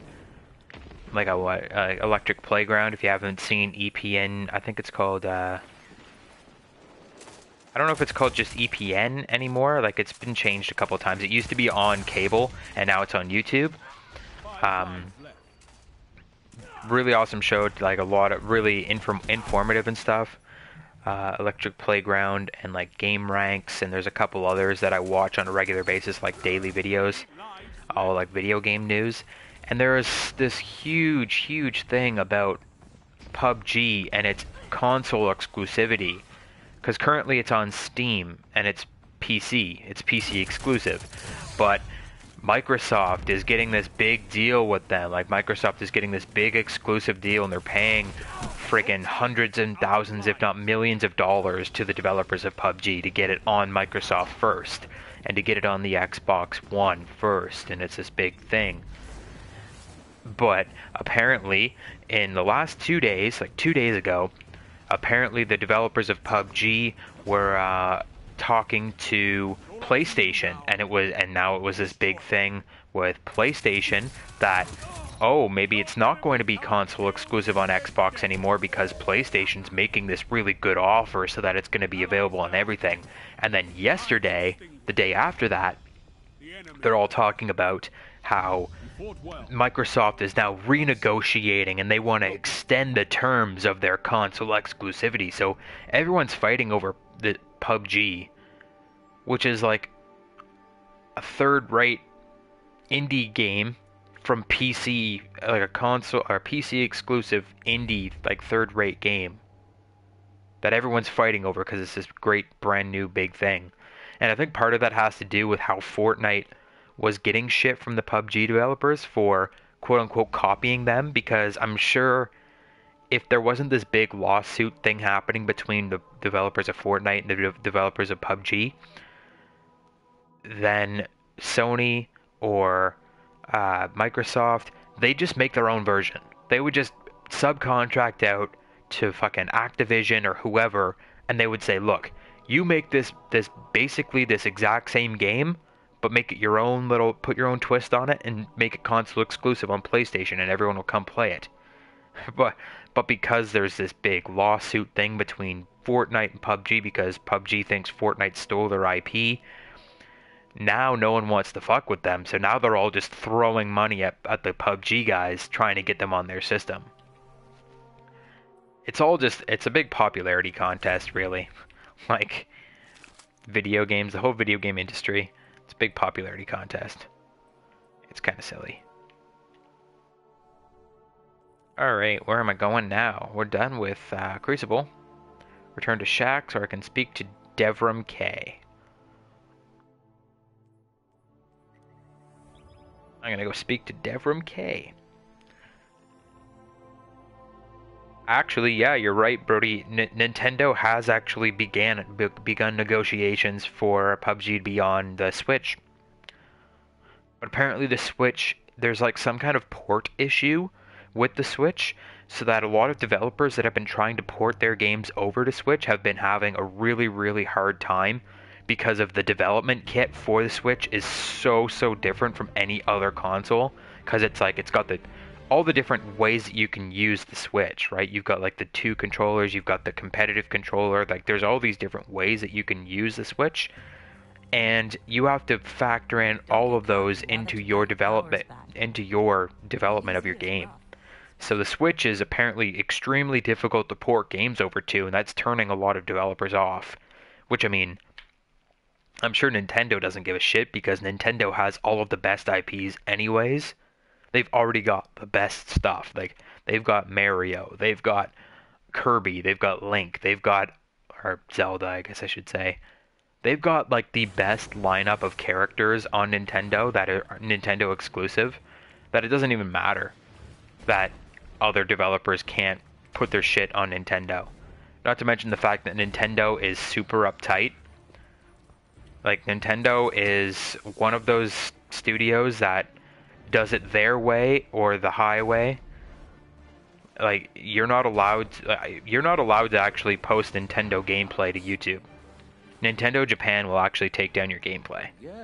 Like, they're one of the only studios that will, without a doubt, like, destroy you if you try to publish or publicize their games. They don't even care that they are getting free advertising. They'll kill you if you put if you put their games up on YouTube for some reason. They're very protective of their IP. Yeah, and PUBG did copy H1Z1, you're right. But even still, now PUBG says, oh, but we've got our own unique formula, and Fortnite, I guess, could copy just enough that PUBG thought that they were copying them completely or something. I don't know. Curious. Well, the Fallen seem to have put this up as a bit of a threat. I imagine you'll find lots of objects like this out there. Bit of a story to them. Gotta put on my ghost so I can find a chest. To get going out here. See if you find a cache in one of the buildings nearby.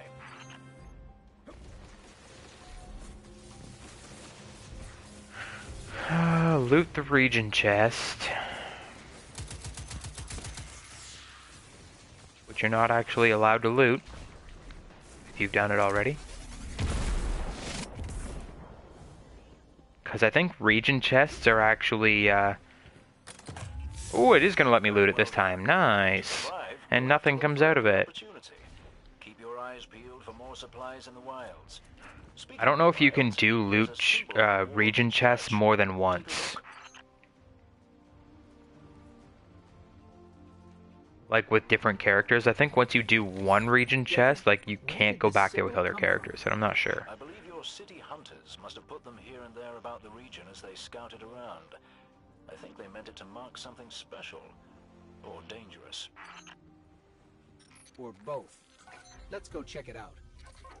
The history of this region is fascinating. I believe tunnels and caves like the one you're in now stretch all across the EDZ. Who knows what's lurking down there? Be careful.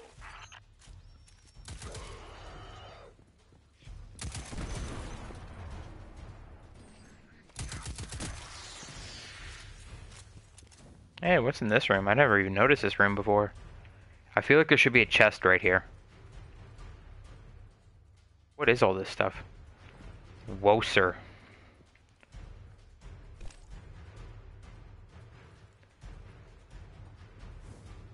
Yeah, Nintendo has a program. Yeah, I should have mentioned that. Nintendo does have a program that you can join if you want to put their videos on YouTube that gives you like 1% of monetization. It basically just fucks you right over. Like, you have to be, and you have to have like perfect standing, and you have to go through them whenever you want to post a video. You have to like get confirmation. Like, I've heard all about this. There's actually a game review show that I watch on a regular basis, Angry Joe. Angry Joe Reviews. He's like one of the biggest review video game channels on YouTube. And he has problems with Nintendo every single time he goes to review a Nintendo game. Which a review is one of the most protected methods of making a video, especially on a video game on YouTube. Like if you want to make sure you're not going to get a copyright claim, you just have to make sure that you make sure that it's a review, and it's pretty much set in stone that you should not get a copyright claim, because that's what fair use will cover you there, in that you're reviewing the game, you're allowed to do that.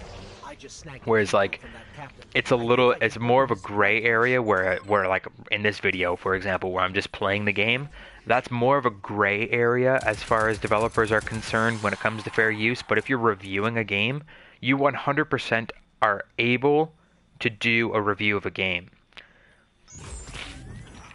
So with him, he does all these reviews, and he's been having trouble with Nintendo because even still, they're breaking the law, and they're like striking his videos because he's making reviews of their game, which are all fair use. So they're not allowed to strike him for that, because he's allowed to do that. That's literally against the law to strike down a video of a review of your stuff. Like, you can't do that. Not possible. Like, you should not be able to do that.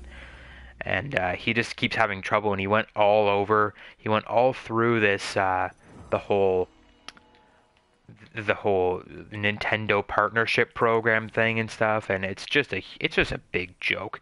The Nintendo partnership program, it's complete garbage. Like, it's not worth it. Like, the way that they do it on purpose so that you're screwed into joining this partnership program, and then you're never going to make anything on your Nintendo videos. It's a little bit different, like, if you have, like, a press kit. Say, for example, you're a huge channel. Like, even though Angry Joe, I think he's got, like, 4 million subscribers. Even though he's that huge, he's an independent contractor, right? He's just a guy.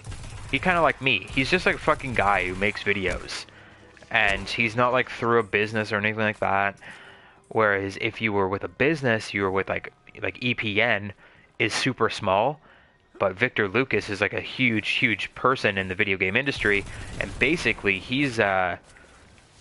Victor Lucas has this business. Like, EPN is a business. It's only got 23,000 subscribers, but because it's an official real life thing, he can show Nintendo stuff on his channel without any issues. But here's Angry Joe, because he's just this one regular guy. He's sitting here, and he is getting struck down, and he can't do anything about it. So it's just such a moral gray area when it comes to YouTube and fair use and all this stuff. Like, it's not fair, basically, regardless of how you're looking at it, regardless of who you're talking about. Nothing is fair.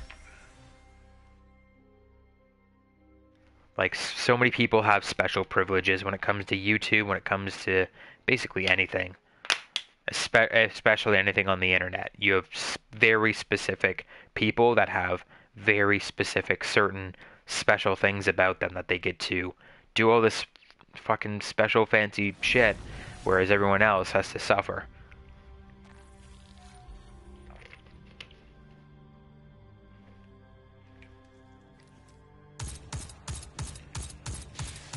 Actually, something that's pretty interesting that I found the other day is I actually found the YouTube partnership program page. It's pretty easy to become a YouTube partner. You have to have, like, I think you actually have to have there's a sub goal now that you have to be before you can join the YouTube partnership program. But I finally found the page, because if you don't know, the YouTube FAQs and the YouTube support pages are like, it's like a fucking corn maze in there. It's retarded trying to find what you're looking for.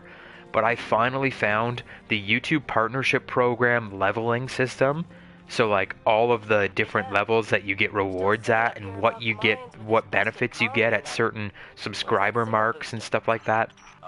Like, you know how at 100K you get the silver play button, and then like at and then like 1,000,000 subscribers, you get the gold play button and all that.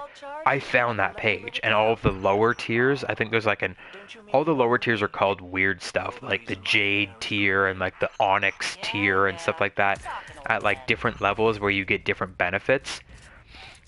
Pretty cool. I can't remember them all offhand, but I believe that I'm in like the second or third tier currently at 5,000 subscribers. I think the next tier is at 10,000 to 50,000, or it's 10,000. I think it's the next tier is actually 10,000 to 99,999, because then at 100,000 you hit the silver tier. And at 100,000, apparently you get like you get like a certified YouTube contact and everything that you can actually go right through, like someone that works directly with you from YouTube, and it's all this crazy stuff. There was actually a couple benefits that I noticed that I didn't even know that they would be available so early, but there was a few benefits that I noticed that'll be available when I hit 10K. That actually looked pretty good. Like, I wasn't really looking for them, but when they popped up, I was like, oh shit, like, that's gonna be available soon. Like, pretty cool.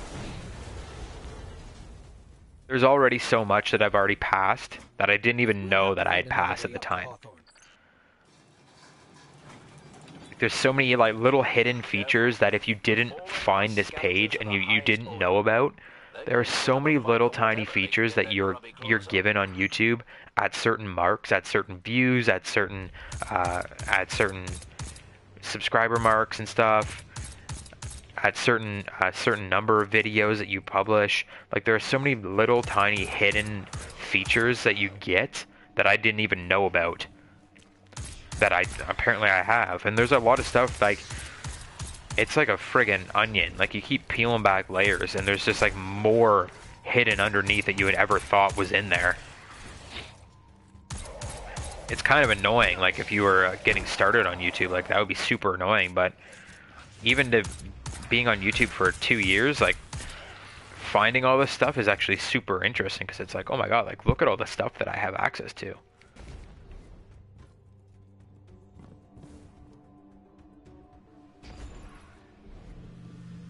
I just got a new weapon. Scout rifle.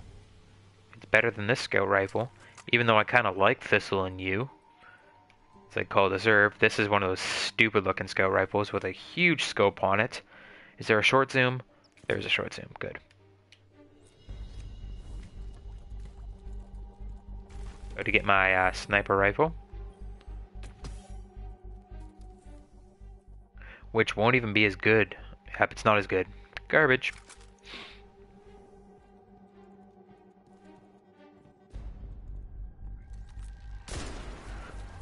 Who needs a sniper rifle when you got the one-shot scout? Holy.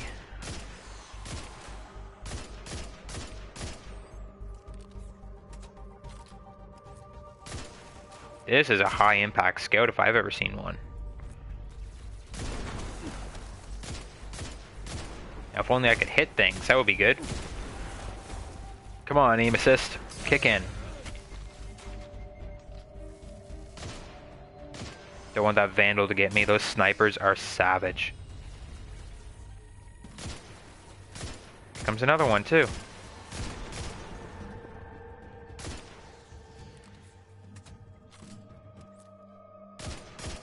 You can take your wire rifle and piss off, Mr. Vandal. I'm not interested in your shit, Mr. Vandal Savage. Get out of here. Yeah, so I was seeing a bunch of engrams drop down here. I don't know where they all got to. Probably all rolled down to the bottom into some bottomless pit.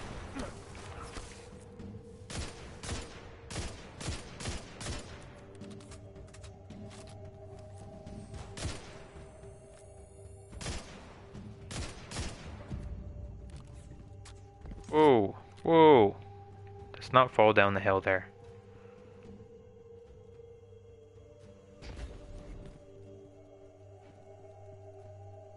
Ah, you'll steal all my light.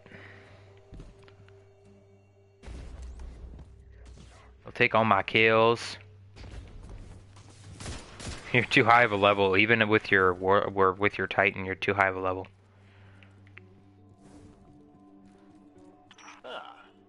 I'm just gonna do the EDZ stuff in this stream, anyways. I'm almost done, and then I'm gonna switch over to Hunter, and we can do I'll switch over to Hunter, and we can do the trials.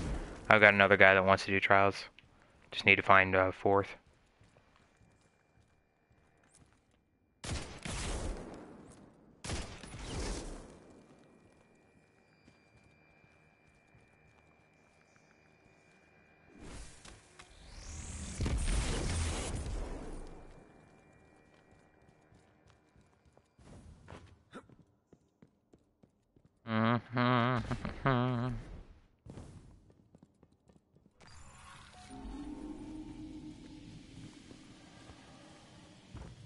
We found an elevator. You're good. Almost as good as Lewis.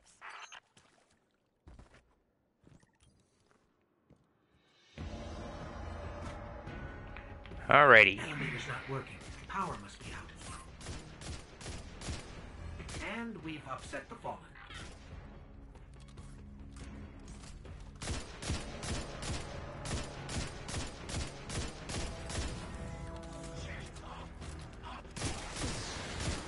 What even are servitors? Fucking floating eyeballs. Like, I know there's some kind of technology, but I mean, what the hell? Like, they take the power out of the room and they can defend people with whatever it is that is. Like, it's a floating ball of technology, but I want to know what exactly is inside them. How do they float? What the hell? Someone should explain me this shit while I'm playing the game.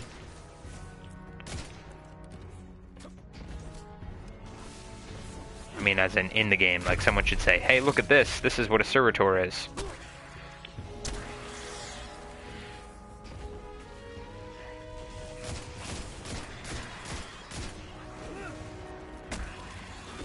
You're not really given any explanation as to what anything is. It's ether that powers them. Okay, but what's ether? Right? Like, I don't... There's really no explanation given for anything in the game. Like, even from the original Destiny, when you were brought back to life, and it's like, oh, by the way, you're a guardian, and you have this undying power, and you're gonna use the light to defend whatever. Like, there's this big thing. Did I kill it? Oh, I did kill it. Okay. I wasn't really sure. Killing the servitor brought the power back on. Good job. Maybe I'll finally... Yeah, but like even in the original, like it's, oh, you're this guardian and you've got the light and you've been dead for hundreds of years, but now you're gonna help us fight the evil, and these are all these aliens, and look at this, you can go to different planets, and it's, but why?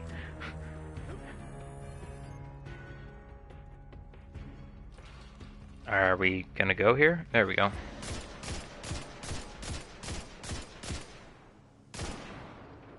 And why didn't that servitor cut off the power? I killed that servitor pretty quick.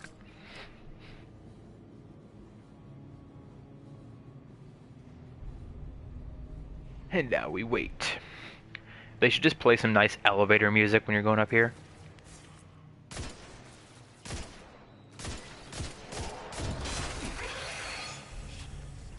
Jeez, that drag was close.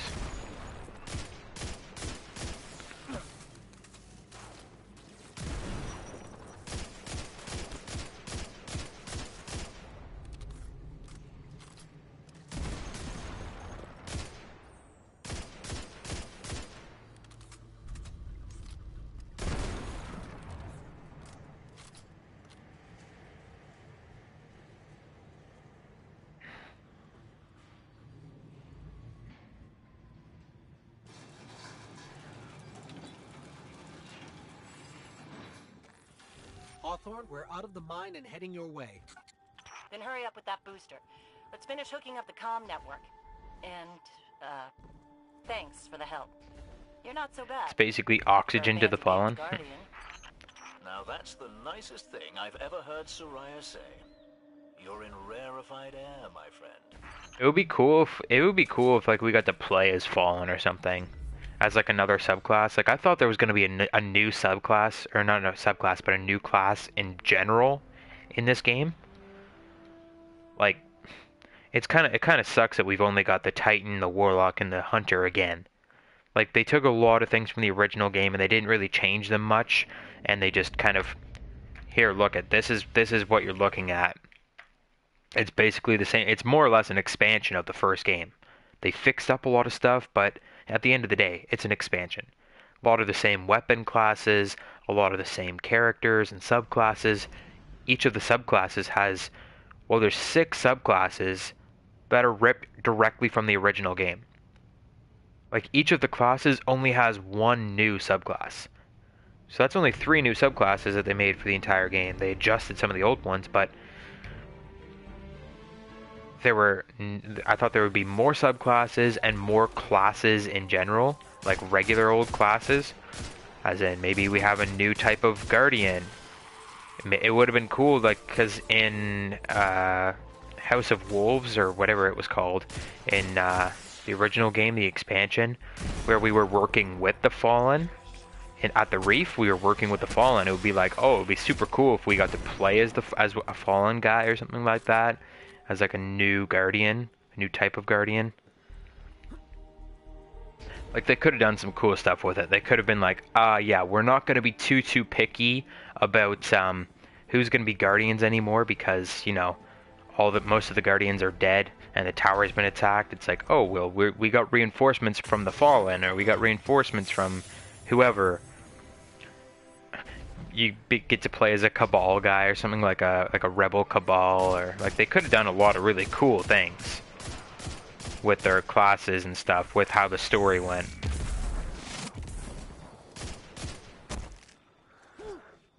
Mr. Vandal, you just gotta die. Thank you. Alright, Brody. See you later, dude. Got my ADZ tokens. I'm using all of my EDZ stuff for my Hunter. I'm gonna get the Wildwood outfit for the Hunter. I think it looks the best on the Hunter. So, just saving up all this stuff to be used at a later date. I went through this morning and I was looking at all of the different armor sets, all the different faction armor sets, and I've planned out all of where I'm going to be spending my tokens with each character, and to like get the best looking armor sets. Because I've been, even with my Hunter, which is max level now, I've just been screwing around for the longest time, and I still don't have a matching armor set, like a full matching armor set. So I kind of got fed up. I'm like, you know what, I want to have a matching armor set so that I can put my shaders on it, make it look super cool. So that's basically where I'm at right now. I'm trying to find all these matching armors to put on my characters and actually look half decent, instead of looking like this friggin' Raggedy Ann with like 40 different patches on my body. But I think we're done in the EDZ, except for adventures and all that stuff. Crucible, return to Shaxx, complete the mission Hope on Titan. Well, I'm not going to do the mission Hope on Titan. I'm going to go to the farm, because the mission Hope on Titan takes a long time. There's like 2 missions in a row that you have to do. And then you get rewarded an exotic, which is something that I could see myself doing, but we're going to hold off on that exotic for now. And we're going to end this stream.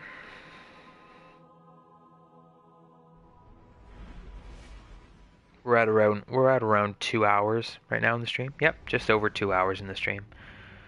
So I mean, that's a pretty good part 1. I've got 5 parts lined up for this series for the live streaming of Destiny 2 and the Titan character. Part 2 we'll probably see, because we had to do a lot of Crucible in this one, so part 2 we'll probably see Titan, Nessus, and Io. We'll probably just clean up all 3 planets, get the Vanguard back together in part 2, do some of those little missions, those little side missions. So that means part 2 is probably going to be a little bit longer. And then part 3 is like the final campaign parts, and just leveling, boosting the level, and being able to get to those other, being able to get into those other areas, like some of the higher missions take a lot. You have to be a higher level, so we'll do some leveling and we'll get into some of those higher campaign missions and we'll play through that. Yeah, no problem. Thanks for coming out, Ryan. Guardian, you're here. Just gonna collect my gear. Encrypted engram. Call to arms, I'm not gonna do just yet. I'm gonna have to get through all of those call to arms for all three characters, or the last two characters anyways, by Tuesday before the reset. Thanksgiving this weekend though, so I've got all weekend long to play, right till Tuesday. So yeah, I'll probably have part 2 coming up pretty soon. Like, it'll probably be this weekend still that I'll do part 2. Because I've got a lot of free time this weekend, so. The dreams have changed, and now I know why. Truly. A new shield, black shield mark. Oh, I can't even use that yet. I need to be level 6. Ryan, if you have Destiny 2, don't be afraid to join the clan if you wanted to play with us sometime. In the higher level characters anyways. There's a link in the description at the bottom. I think it's at the bottom of the description.